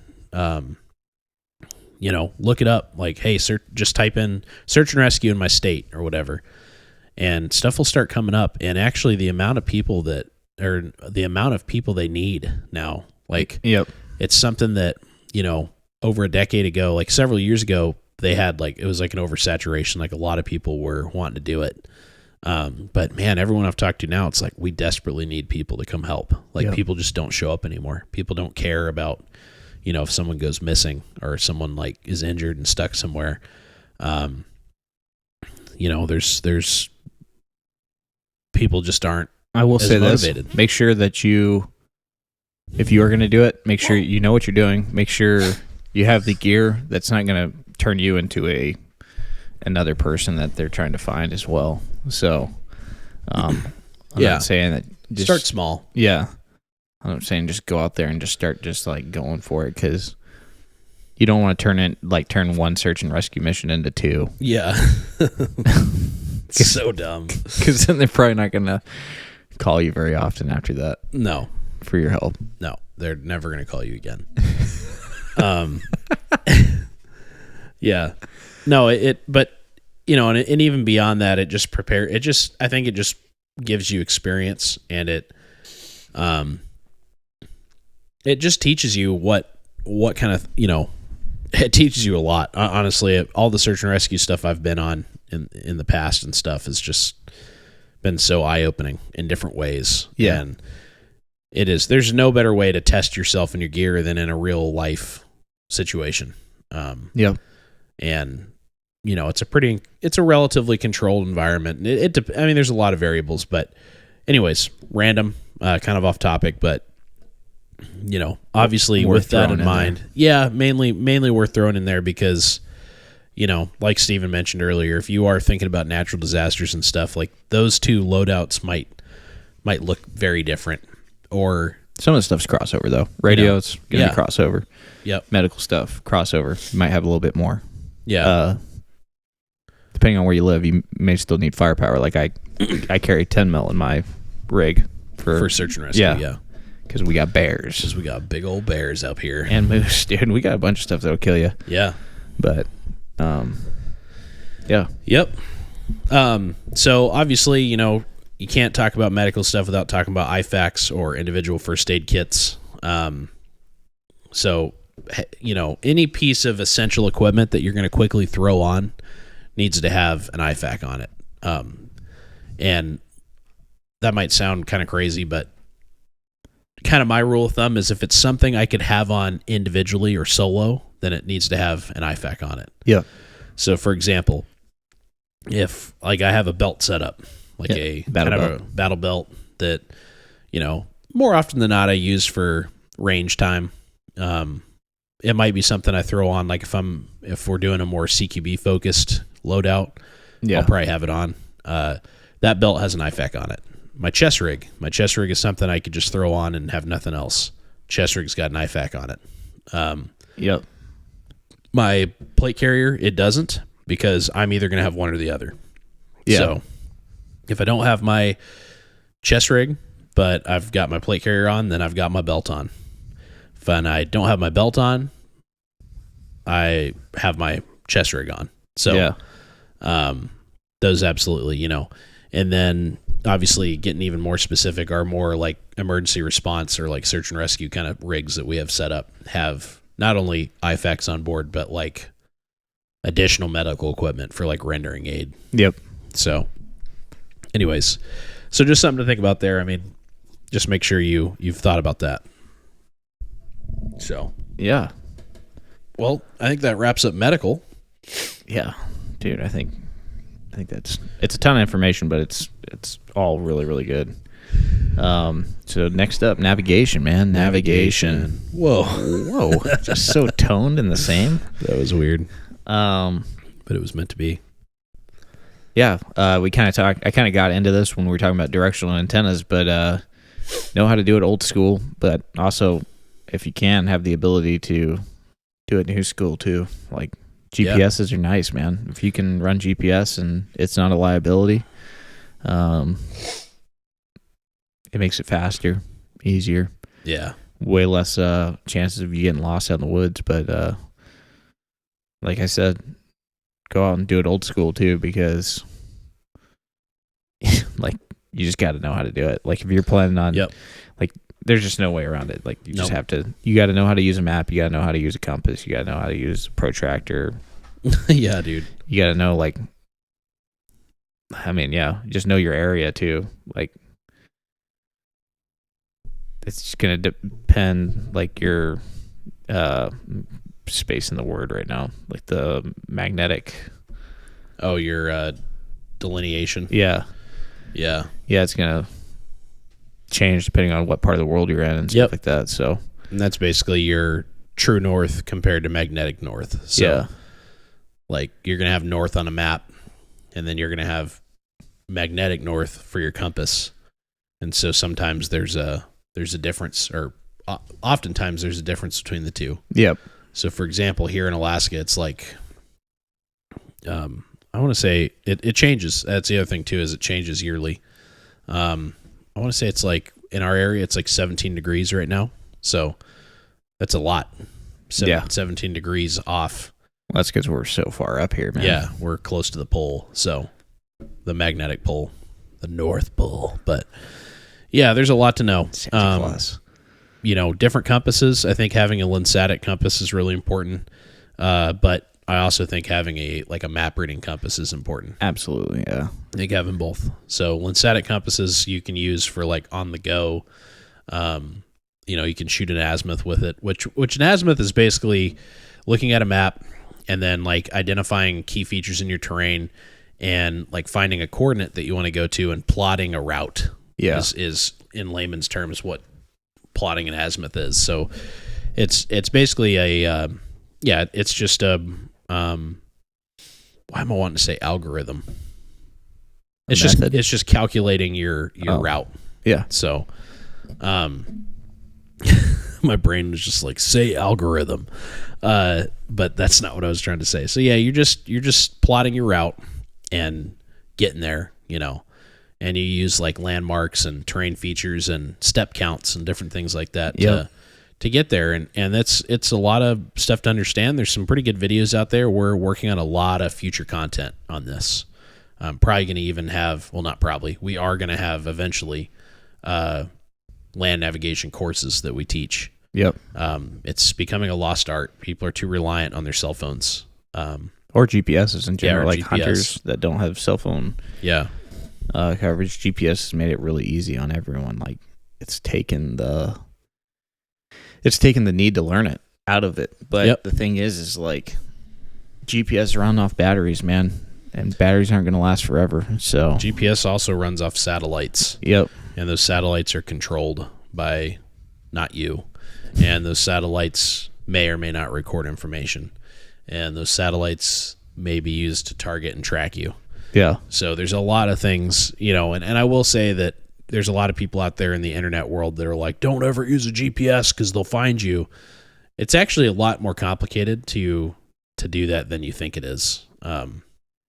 But for most, for example, there are a lot more people that could find you by you using your radio than could find you if you're using GPS. Oh, absolutely. Now, if you're fighting one of the people that has the majority of satellites in the air, then it might be easier for them. So America, for example, if for some reason they're trying to track you, they could probably track you if you have a GPS device on you. Yeah. They can track you if you have your cell phone on you, things like that. So all about use cases and all about your enemy and what your situation is. So, but understanding how to use them, and I think using them in conjunction is the ultimate move. Yeah. Being able to have your GPS, but then also always maintain your analog location, on a map, I think is super important. Mm-hmm. Understanding how to communicate where you are to other people, and when they communicate to you where they are, knowing how to figure out where they're at. Yep. These are all things you get just by learning land navigation and understanding coordinates, and whether that's lat long or grid coordinates or MGRS or whatever, or not MGRS. That's radios. What is that? What am I thinking here? I don't know what you're thinking. Anyways, grid coordinates or lat long, whatever. Understanding them both. Let's see. So, yeah, Steven, I like what you said about, you mentioned knowing your area. Yeah. That is there's really no excuse to not. You should know streets. You should understand where they go, what they intersect with, how to use your whole road system in your area. That should just be stuff you have in your mind. There's no excuse to not understand it. It blows me away that, and I've lived in bigger cities and stuff like that, but it blows me away that there's people that use their Google Maps or whatever to get just basic areas in their area. Yeah. I'll go visit somebody and they'll be like, yeah, let's run down to whatever. And I'm like, sweet, where's it at? And they're like, dink. And they put it into their, and don't you live here? I'm like, yeah, but I don't know. I don't remember how to get there all the time. There's a lot of little highway things you got to do or whatever. And it's No, like if this is a place you go regularly, you should figure out how to get there. Like stop relying on your Google Maps or your Apple Maps or whatever. Like, and how do you do that? You just go drive around. Like just go literally like just go drive around. Like, do you know how many times that, I don't know. Honestly, I like to drive, so I'll listen to podcasts and just drive. And sometimes, and that's like, there's like sometimes where I just have time to kill and I'm like, never been down that road before. And you just drive down that road and like, what's the worst that can happen? You got to turn around and come back. Like, it's not that big of a deal. Gas is a lot cheaper than it used to be. So go drive around. No, but seriously, there's not really an excuse to not know your area intimately. Yeah. At least your immediate area. Like I'd say within, let's say you're, some people might live in like a giant city and that's whatever, but I'd say you're like, be conservative and say 3 square miles around your living area. Well, just say 5. 5's a good number. It's pretty big, but 5 square miles would be a big area. But I think it's reasonable to have a very confident understanding of your area within 5 square miles of where you live. Yep. I think that's pretty reasonable. Yeah, I agree. So knowing streets and when I say knowing, like from memory, like you could be anywhere in that area and you know how to get home kind of thing. Yeah.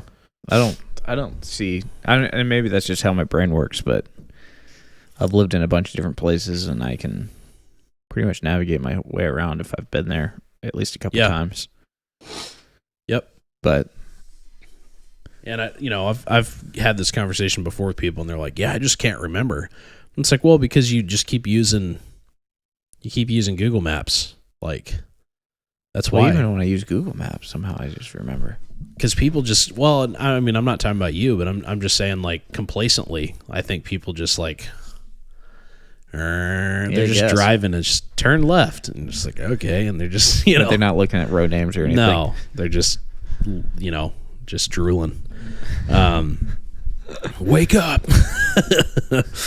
So, yeah. Anyways, just get that stuff figured out. Yep. This is all part of navigation. You're going to have to buy a bunch of maps, too, if you are going to go old school, which is good.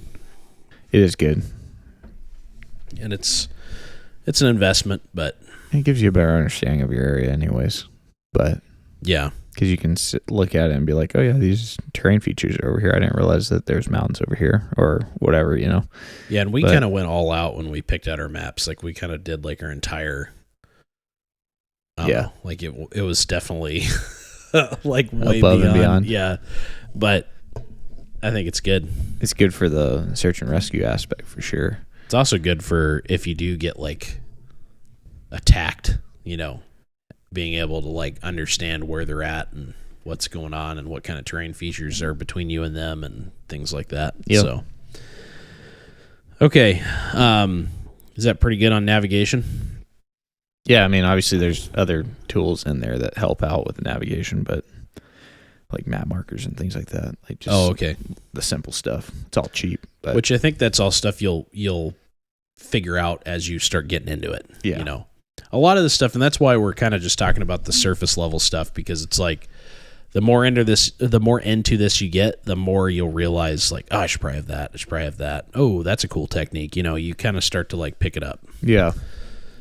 And then also keep in mind, like, it's not Fallout. Like, you can't just like carry like an abundance of. Yeah. Like, I got all this crap on me, dude. I got like 5 rifles, and so like there's that as well. Like, try to find a way to. You can't be dumb about it either. You can't just carry the whole world on your shoulders. Yeah. But you can if you put power armor on. Just get power armor. Yeah. And then you can carry more weight. Dude, somehow, man. I think it's like the standard one is like 250 pounds of weight, which... Did you see that edit? It when you said Fallout, it reminded me. It was Skyrim, but did you see that edit of like... It was from that weird video that they took at the Lincoln Memorial It was edited from some actual video, but like the camera goes up in there. Oh, is that what was on our story there? Yeah. Oh yeah, I think I shared it to our story. Yeah. I didn't look at it though. Oh, dude, it's hilarious. It's so just Fallout. It's got the little compass and it like guides you to like the guy, and it's just Joe Biden standing there and he just, hello. Just such an NPC, dude. Oh my goodness. No way. Yeah. It's so dumb. It's actually him. Like it's an actual video of him. Yeah. We'll watch it. Okay. It's hilarious, but it literally looked like a video game, but it's not. It's real, and it makes me go, why? I also saw a video. The edits kill me. I also saw did you see that footage of like, I think it was James Corden was like interviewing Biden. Okay. And he's like, what if you want an ice cream or whatever? And he pushes a button on his desk, and like they bring him an ice cream or whatever. But people have been taking that and editing things. So like, also from Fallout, it shows Biden push that button and that nuke blows up in that town. You know that you can make that decision. Yeah.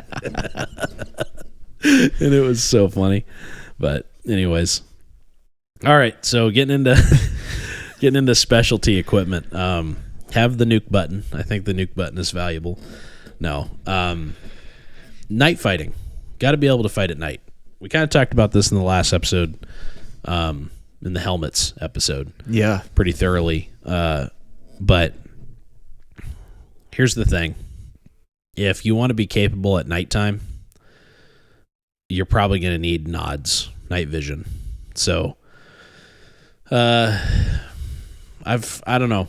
I've seen a lot of people out there saying, well, you don't need to prioritize it because, blah, blah, blah. And I'll say that you could, if you don't have it, you can make do without it, but you're not going to be able to do anything at nighttime, basically. Yeah. You're going to be limited to daytime activity, which is going to be tough because people could be maneuvering against you at night.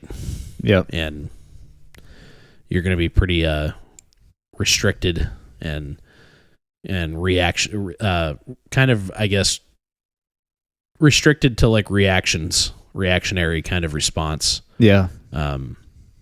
If you don't have night fighting capability. Yep. So that's just the way it is now. That's the future is here, and it's now. The future is now, dude. That's a throwback for our OG listeners. It makes me miss Caden. One of these days we'll get Caden back on the podcast, but at least for an episode. We'll have to bring him back to life first, but yeah. No, I'm just kidding. He's not dead. That's messed up. Anyways. He's just in hiding. Dude, he's just busy. He's a busy boy. He's a busy little boy.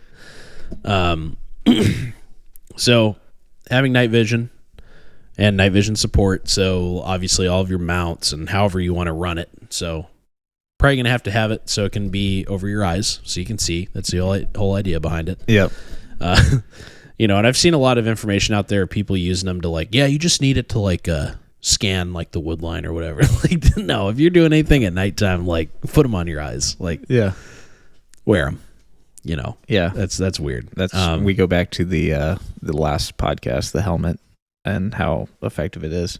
Yeah, I mean, you can rock skull crushers too if you're really feeling like just like super hua and just want your head to be just so uncomfortable. Yeah, but, you can get those. What's that thing called? The nightcap. Or you just really want to look like Sam Fisher. Yeah, Either dude. way. That guy. There's a cool guy factor to it as well. Going dark. That game. Honestly, Splinter Cell was a lot of fun for the time it came out. But yeah. Yeah, and then also aiming solutions. So being able to aim your weapon under night vision is important.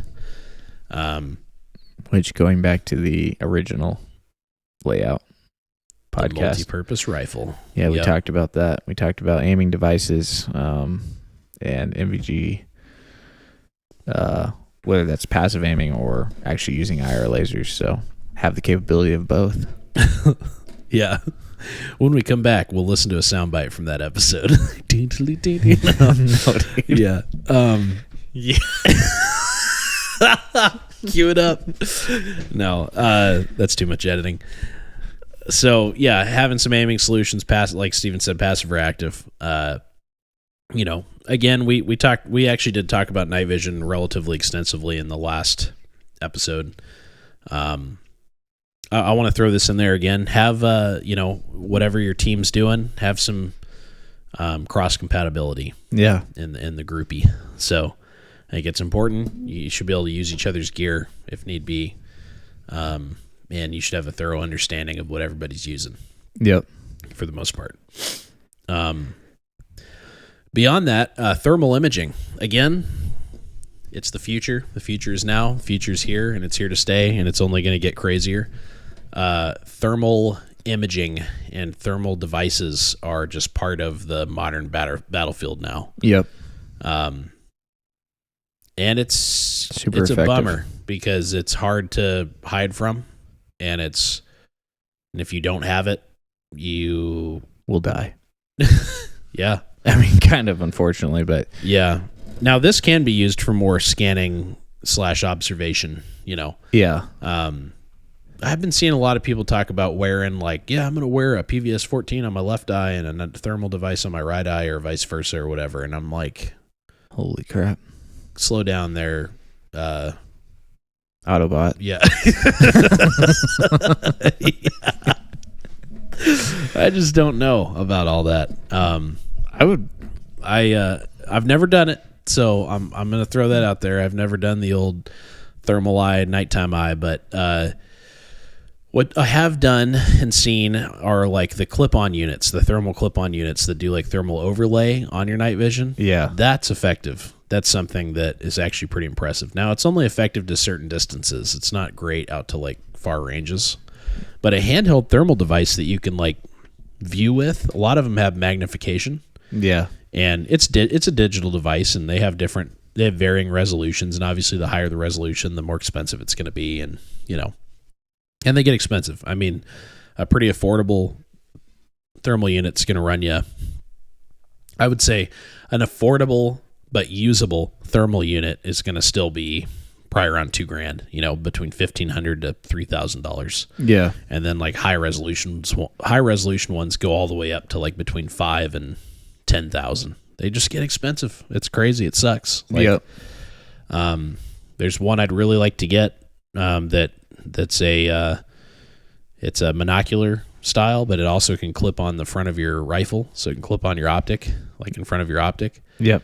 And it is it's like $7,000, and it's just like, it makes me kind of sad because that's just super expensive. So yeah, it's crazy. Might have to make do with cheap stuff in the meantime, but I mean, it's still not that cheap though. I know it's stupid, but you got to get it. I mean, it's just one of those things where it's going to give you so much, such a beneficial capability, and it works in day or night. It just reads heat signatures, and you can figure out what's out there. Yeah. And best believe that if you are against any decent or somewhat organized group, they are going to have the capability. So, having it and understanding what it takes to hide from it at a minimum, I think is pretty important. Yeah. So, but for observation and scanning and stuff like that, and intelligence gathering and all those things, I think if you can get it, you should. At least a few people in your group. I don't know if everybody necessarily needs to have it. I think like perfect world, everybody has a handheld unit that they could quickly use, Yeah. But I think at a minimum, a couple guys within your community, your circle, should have that capability. Yeah, definitely.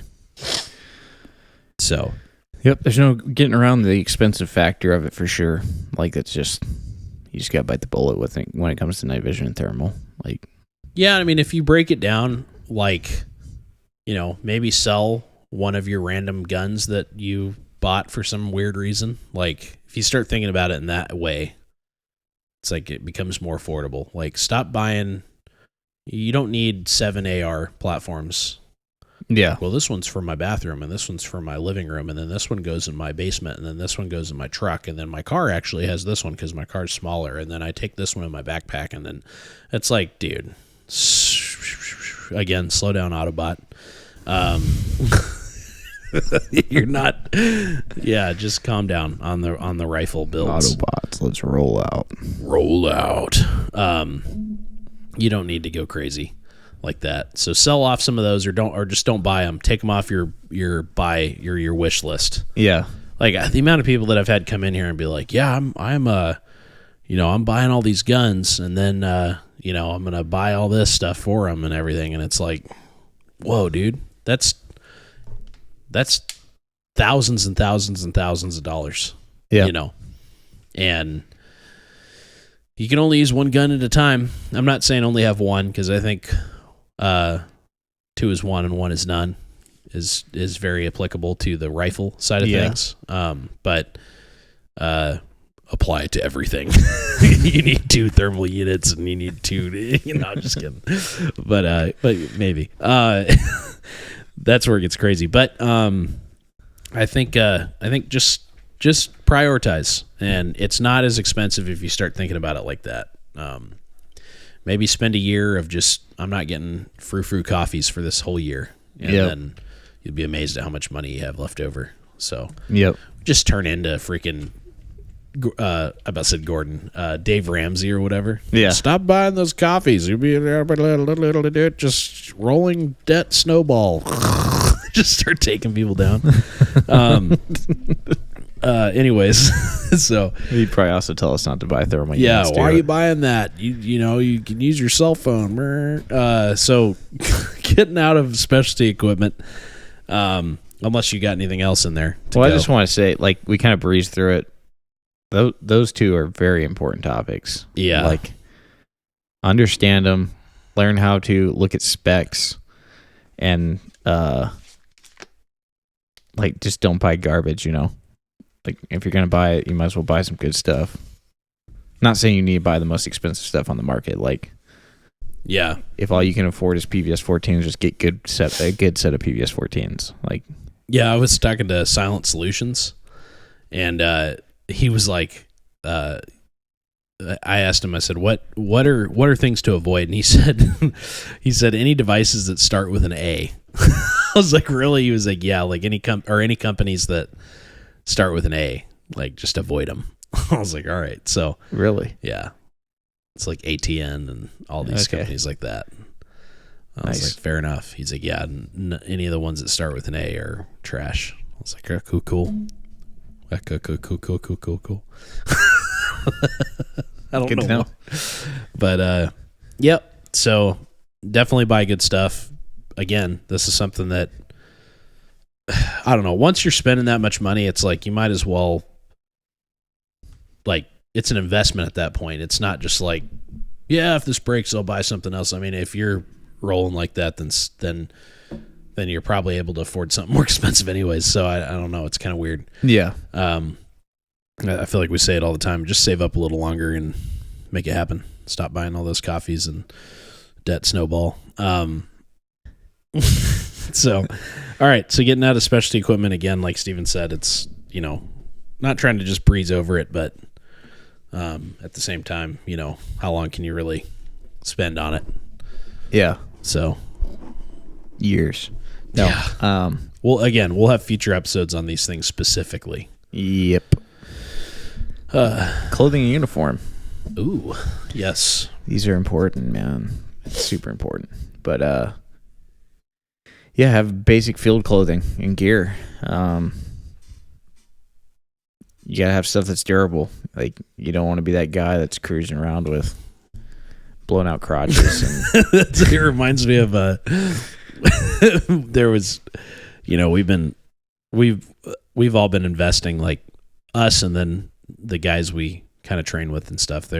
We've been investing in like lots of gear, like clothing and stuff recently. Yeah, and making sure everybody has like good modern layering systems and stuff like that. And somebody said, yeah, man, he's like, I'm about to just go to the Walmart I'm about to just go to Walmart and buy layering systems there. And one of the other guys said, yeah, dude, just rocking that Fruit of the Loom base layer system. Somehow I missed that, dude. Did you? Yeah. I said, it made me laugh so hard because growing up, dude, and how we bought so much Fruit of the Loom.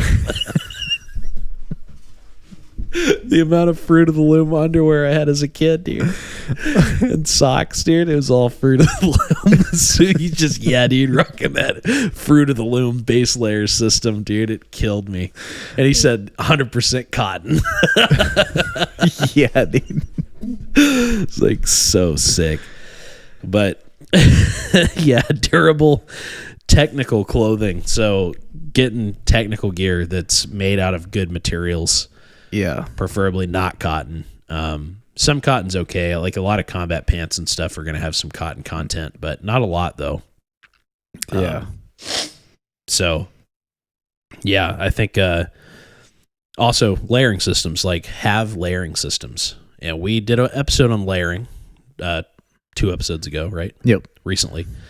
Broke it down. We'll revisit that topic for sure. I think we might talk about, we kind of did like an introduction to it. We might do like application. So talking more about like when to do what and kind of that kind of thing. Yeah. At some point in the future. But it is so important to layer properly and have that equipment with you. A lot of this is going to be in your ruck, like a lot of this stuff. So that's why a ruck is so vital to this Minuteman focus. Something you can throw on that's just got this stuff in it. Yeah, and that's why this is the final episode, because without all the other stuff, this stuff is irrelevant. I mean, not really.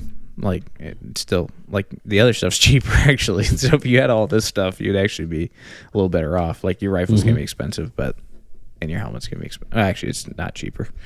It gets expensive. It's just all expensive. But you got to have a way to carry all this stuff. Yeah. And, yeah. So your Fallout inventory doesn't work? What's that? So your Fallout inventory doesn't work? No. Chink, chink, chink, chink. Yeah. Good boots. Yeah, footwear man. In general. Yeah. And this is something, honestly, what I'm about to say actually applies to layering and your clothing as well, but your outer layers. But seasonally, this is potentially going to change. Like you may have to have something for summer, you may have to have something for winter, depending on where you're at. You might have like a big influx, so you might have to have like your spring and fall. Yep. Potentially. It just depends. That's going to kind of come up to how you want to do things and SOPs with your group, and if you have a group. So yeah, I think that's important. Yeah, I agree. And that's where like maintaining your gear is, part of it. Like you can't just have, I would love to just say, yeah, you just set all this up and you just stick it in your garage and you just wait, but this is a constant evolution. You're constantly messing with stuff, training with it, working with it, repacking, cleaning. Yeah. And once you get like a good foundation of all this equipment, there's not much you change from there. Like there's going to be little tweaks, and it's going to be much, much more manageable after that point.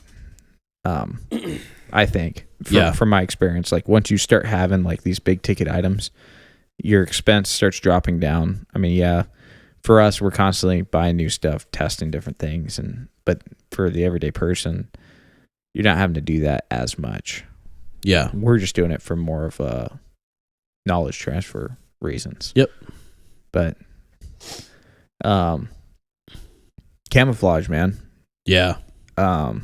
We talk about this a lot. We've talked about this a lot as far as like in our patrolling episodes, like more of our, infantry type skill sets, podcasts that we've had.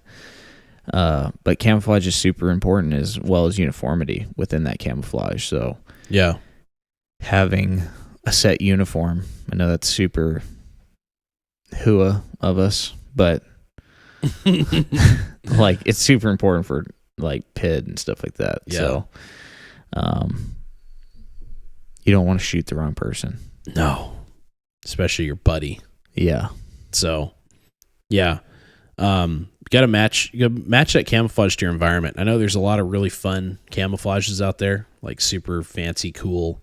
Yeah. Just like, oh yeah, these camos are Gucci, and that's cool, dude. But like black multicam, dude. There's camos that it's a camo that I just never have understood. Yeah, black multicam makes absolutely no sense at all to me. I only operate in the dark. The thing, okay, really quick though. Black multicam. The thing that doesn't make any sense about black multicam though, and I've had this conversation often, but it's like, well, yeah, but I mean, it's for like if you're doing a night operation, and it's like, okay, like why don't you just wear regular multicam? Well, because it's dark, and it's like, so what happens to the trees and grass and everything? Does it just turn black when the sun goes down? Yeah. No, it does. Oh, it does? No, I'm just kidding. No, it turns shades. It's like a chameleon, dude. It's like, oh, it's getting dark now. We're going to turn black. Yeah. The same thing happens to your regular, if you're just wearing regular multicam, you're going to blend in better. You're not going to look like a dark figure against a slightly dark backdrop. Yeah. It's just the weirdest concept. Anyways, I'm sure we'll get an email that's like, well, it was actually developed for whatever. And it's like, yeah, whatever, dude. Anyways, pick a, actually, I would like to know if you know why, other than like marketing reasons and weird, some guy was like, this would make sense at nighttime. It's cool looking. I will say that. I mean, I know that in shadows, like the darker you are, it's harder to see you, especially in like night vision. So maybe that's more of what's going on for like the infrared spectrum of like, because if you look out into like a tree line or something, or like into the shadows of buildings, it's like dark objects are gonna like they're gonna hide better. So maybe that's why, but that's probably why. Yeah, sounds legit. Seems legit. We'll give it that and say that's why, because otherwise I don't fully get it. But if you're just a random guy that's buying black multicam, I just don't know. I don't know if you're making the right purchases out there in these streets. So I don't know. Yeah. But moral of the story, you need to match your camouflage to the environment you live in. Got to do it. So also understand like that maybe getting a super common camouflage pattern could be really good. It could also be bad. It just depends. But regardless, you want to have procedures put into place for uniformity within your group, Yeah. I should be able to look over across the street and be able to tell just by what they're wearing and how they're dressed that, oh, that's one of our guys. Like, oh, that's Steven, Like those are things that you should just be able to tell just by looking at them. Yeah. And you can that can help a ton by either wearing a somewhat unique uniform or by configuring it in a fashion that helps you identify each other. Yeah. That's also just going to come from training together. Like, you get to a point where you could, I could see a silhouette of Steven walking around and I'd be like, that's Steven 100%.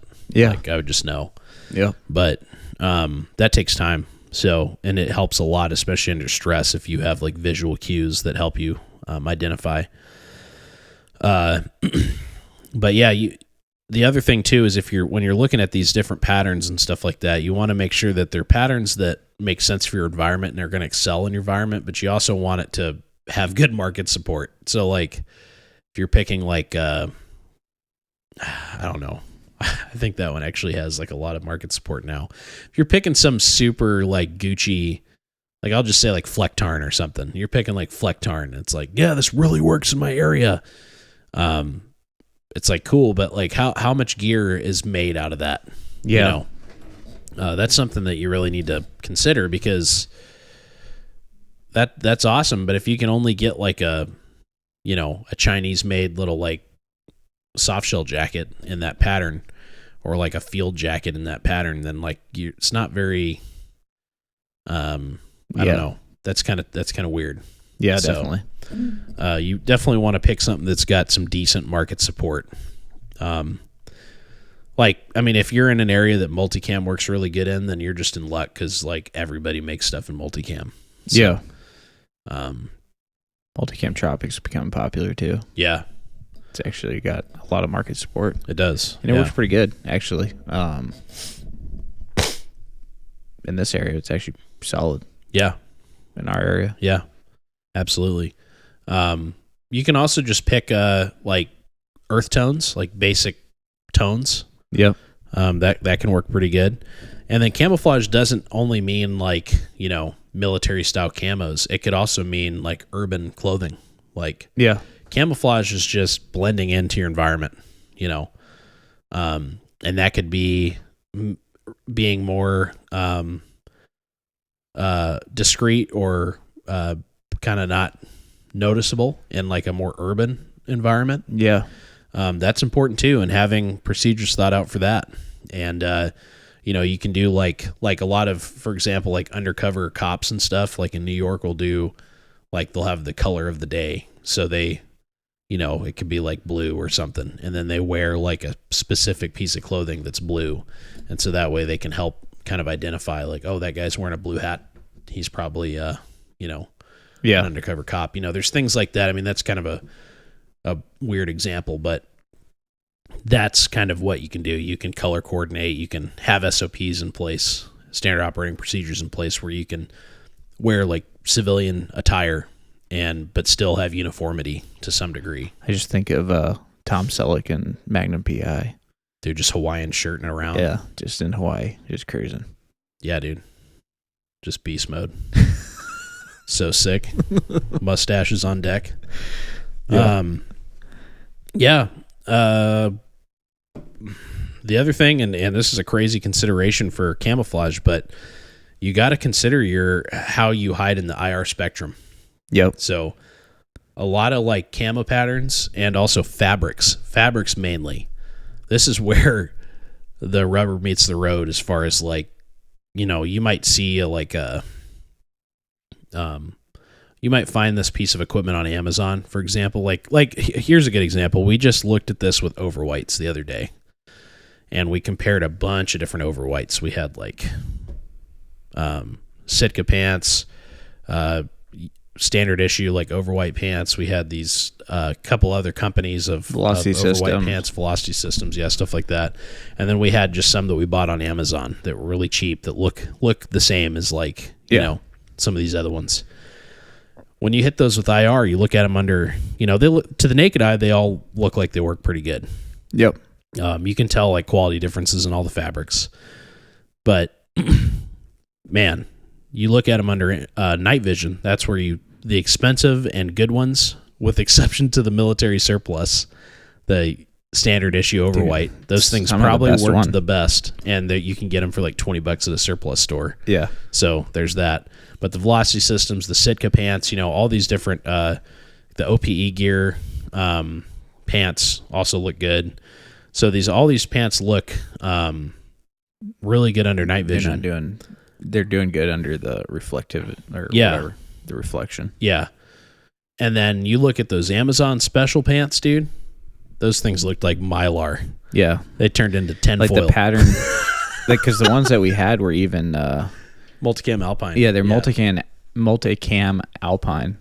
Whoa. And dude, the pattern just disappeared and it just turned into tinfoil real quick.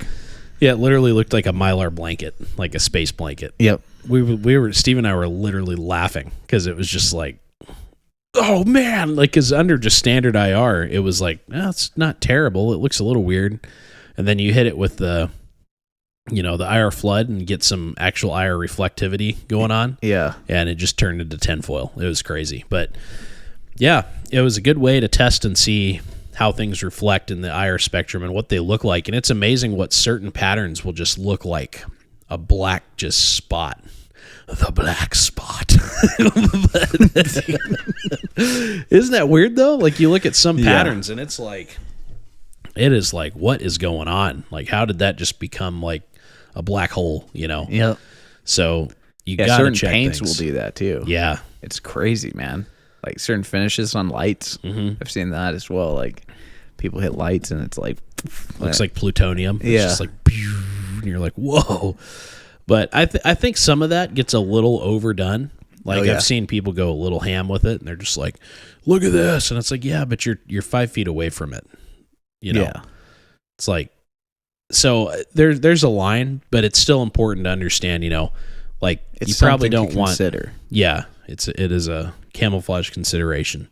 You don't want to wear Tinfoil. aluminum foil Yeah. for clothing under IR if you can help it. Now a huge, kind of already talked about it a little bit, but a huge topic is the ability to understand and defeat thermal. Yeah. So having camouflage for that. Yep. And there's a lot of techniques you can use. We're gonna cover it in the future thoroughly. We're gonna have full on our, again, if you don't follow us on Instagram, go check us out because we do educational content on there. It's all free. You just have to follow. Weirdly And, enough, space blankets. Yeah. And glass. Yeah. Just sit behind glass. No, but there's techniques you can use to defeat thermal. But they're very specific, and nowadays there's very few. There's companies that make like thermal hides and stuff like that. So just researching and understanding it, being able to hide from thermal imaging, especially like overhead thermal imaging, is really important. Yep. And that's all part of camouflage, and it should all be part of your individual understanding when it comes to this topic. Yeah. So Yep. For sure, man. It's anything else on camouflage? clothing and uniforms, or camouflage in general. Yeah, well, just actually this whole topic. Yeah. I mean, obviously have support for all this stuff. I mean, this goes back to even everything we've talked about. You know, we talked about it in the radios, but I don't think we've really hit it since then. But don't like have batteries for stuff. Have extra batteries for things. Have patch kits. Have sewing kits. Have all this stuff that'll help you take care of this stuff out in the field if you need it. That's all I can say about that. Like, I think it's so important to have, like, I was always weirded out in the military that we were required to carry sew kits, but then until you need it, and it's like, oh, this is why it's actually really nice to be able to just like patch something on the go. Well, not necessarily on the go, but whenever you're able to patch it up. But in the field. Yeah, on the field. Yeah. So extra laces for your boots. Maybe that's just you carrying 550 cord and you can run it through, which I've totally done. But Yep. But yeah, for all these items, definitely have the ability to try to fix them on the fly, I guess. For sure. Yep. That's a good point.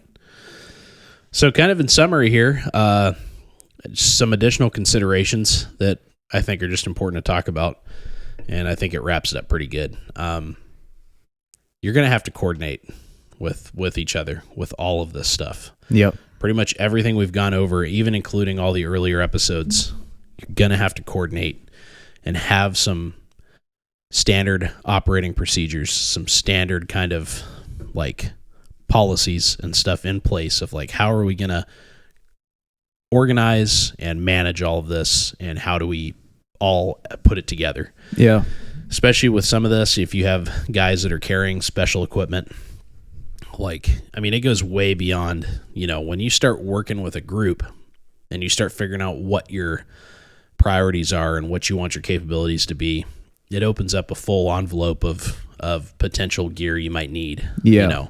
Spotting scopes, tripods, specific listening devices like software-defined radio, getting into all this very specific cameras, stuff. Yep. Laptops for, man, it can get deep. Vehicles, like things get crazy fast. And it's all based around what you want to do and how you're set up for coordination.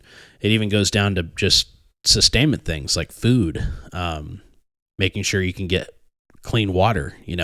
These are all things that within this modern Minuteman, this is all, this whole layout series was more intended for gear specifically, like what gear you need, but kind of wrapping it up like, you need to know how to apply it, and you need to know how to apply it together. Yeah. And that takes coordination. Yeah. It also takes teamwork, and it's hard to really use teamwork without a level of coordination. So that's kind of the next step, is like working together and implementing that. Mm-hmm. And then once all that's said and done, like, and these kind of feed each other constantly, but got to train together. Yep. Don't ever get caught with something where the very first time you've used it is when you need to use it. Yeah. You should have figured out, just like Steven's story at the beginning, like, didn't have batteries in his nods. That would have sucked if it was like a real, like, we're real going, world. Yep. But figured that out in training. Never made that mistake again. Yeah. And the amount of time, I could sit here and list countless times that I've had the same exact thing happen. Like, I forgot that, never forgot it again. I did this, I never did that again, And those were things that were learned in training. Yep. Like, you just cannot. If you just buy stuff and never train, I think you're borderline useless.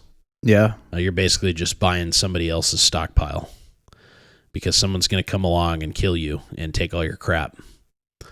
And it takes a high level of coordination, training, and teamwork, and reliance on others, and also being reliable to others to be useful in behind this whole concept. Yeah. No, I can't agree with you more on that. Yeah. So I guess to end it, get out there, coordinate, train, Find buddies. Yeah. Find what works, man. Yeah. And again, like, we get asked all the time, how do I find people that are willing to do this? Like, we have a lot of people that listen, that write us, and they're like, I just no one around me does this. That's like, that's tough. It's a tough thing. Again, I would say, like, you got to find areas where there's quality people. I think, obviously, like, within your own family, like, that's really important to implement your family with this stuff. Start there. If you're, like, involved in church or something like that, try to plug in more, get to know people better. Yeah. You might stumble upon some people that are doing the same thing.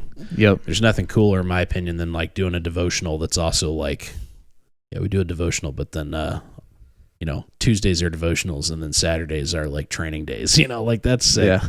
So, and if you can find something like that, that's awesome. Going to gun stores and stuff, it's a pretty decent place to at least stumble upon people that might be in that mentality. Yeah. You're going to have to wade through a lot of fuddliness. There's going to be the wading through the fuds. The lost souls. Yeah. Lots of, I got my Mosin, and, I got this and that, and I'm here to see if you got any 375 H&H, and yeah, you're going to have to wade through some stuff, but if you find the right store, you'll find the right people, I think. Yeah. Maybe that's worth saying. But also, like, Instagram, I think this is, a lot of people talk about how, Instagram is like, you gotta be careful, and, blah, blah, and I agree with all that, but, like, use it for your benefit, Yeah. Try to network and find people there. And man, the amount of people that we've come in contact with through just Instagram alone is kind of crazy. Yeah. Too. I think it's super effective. Yeah. But and more people are getting into this stuff, so. Yeah, and also don't be afraid to reach out. I mean, if you're, like, having a really hard time, like, I don't care, like, reach out, and we'll help you problem solve. Like, I might not know about your area, but maybe we do. Like, Steven and I have lived a lot of different places, and maybe we know some people that we can hook you up with, or, like, we can direct you to, like, oh, go check out this store. It's in your area, and I think that's a good foundation, So yeah, I really think, I think there is a way to do all this on your own. Well, not all of this. There's a way to have this mentality solo, but it's not very effective. It's more passive. It's more like surviving and staying safe. It's more taking care of you and your family. Yeah. you don't get into those other steps of like, then, I mean, maybe some friends, but you're not going to go out and like help the community in that vein because it's just too much. Yeah. And family comes first. So, and this probably goes without saying, but like if you're not feeling established and set up in like the core stuff for your home, then you probably shouldn't be spending money yet on all this other stuff. Yeah. I think this stuff comes after that, in my opinion. Yep. But I'm also a husband and I have kids, so I have a very different outlook, which is why I've held off on personally buying some certain things. But yeah. But now that I've, once it's all in good time. You got to work your way through it. Like we've said before, this is a long-term investment, and something could happen tomorrow. We don't know, but the more you prepare, the better you'll be off. So yeah. But yeah, definitely reach out. I think that's pretty much all we had for this series. I'm really happy we got to do it. I had fun with it. Yeah. We have some other series planned, and then also just solo episodes. Well, next several episodes will probably just be, back to the standard, just throwing in an episode here and there. Yep. We're going to try to get some after actions reviews in there with some people, some personal experiences. Also, we're going into this new year, which, Merry Christmas and Happy New Year. It's that time of year. So hopefully all of our listeners and stuff have had a good time with family and friends and whatnot. I pray that everyone's going to be going into this new year ready to go and ready to get after it. And I know we are. I think we're going to be doing a lot of I know this next year is going to be lots of training and education, even more so than it has been. I'm excited about it. We're going to have our range available. We're only scratching the surface on the content side of the game. We're going to also lean in a lot heavier to our website and like trying to stock products. This has kind of been the goal from the beginning. It's hard to do. It takes a lot of time and money, but we're trying to procure like basically all the gear that you could potentially need for this whole concept that we've been talking about. Yeah. We want to have it available on our website. We're going to have blog posts, educational content, YouTube. Obviously Instagram's going to continue. I hope to make that more frequent. It's going to be coming at you. So, and we get asked often like, hey, how do we support you so you can keep doing it? And I appreciate people that do ask that. It's not something we talk about too much. I feel like I don't know. I feel like it takes away from it, but it's something that we need to talk about because we do need to make money to be able to continue to do this. We're not going to do a Patreon. I don't think we ever will. I don't know. Like people do Patreons and pay monthly to get exclusive content. We just kind of want to get to the point where we're just putting it out. And I don't want there to be like a bar to entry really. But a way that you can support us is buying stuff from us through our website. I think that's the best way to really... Yeah, or if you're local, buying directly in the store. Come to the store. We try to be really competitive with our pricing. But what you can know is that if we have it and we sell it, it's something that we believe in and we trust and we think it's worth buying. Yeah. We're not going to carry gimmicky things. We're not going to sell and push. We're not being pressured by anyone to sell anything. We're never going to put ourselves in a situation, whether it's a review or whatever. Like we buy everything that we test and use. We don't get sent stuff. We've had people try to send us stuff and it's kind of like, no, we'll buy it, So I think, if it makes it on our site or in our store, then we like it. And it's something that we think has value and it'd be worth buying. Yeah. If it's not there, then there's probably a reason for it, or we just haven't gotten to it yet. But so this whole beginning of this year, we're going to be seeing a lot more get added to the site. Obviously the holsters and stuff are a great way to support us, but a lot of people I think nowadays are pretty set up in that area. So I understand that, but we're going to try to add a lot more gear like chest rigs, helmets, body armor, all this stuff that that goes hand in hand with all the things we've been talking about. We really want to have and have out there for everyone that's trying to do this thing. I think it's such a cool, ideology, and the more people that are thinking this way and preparing this way, the better, in my opinion. Yep.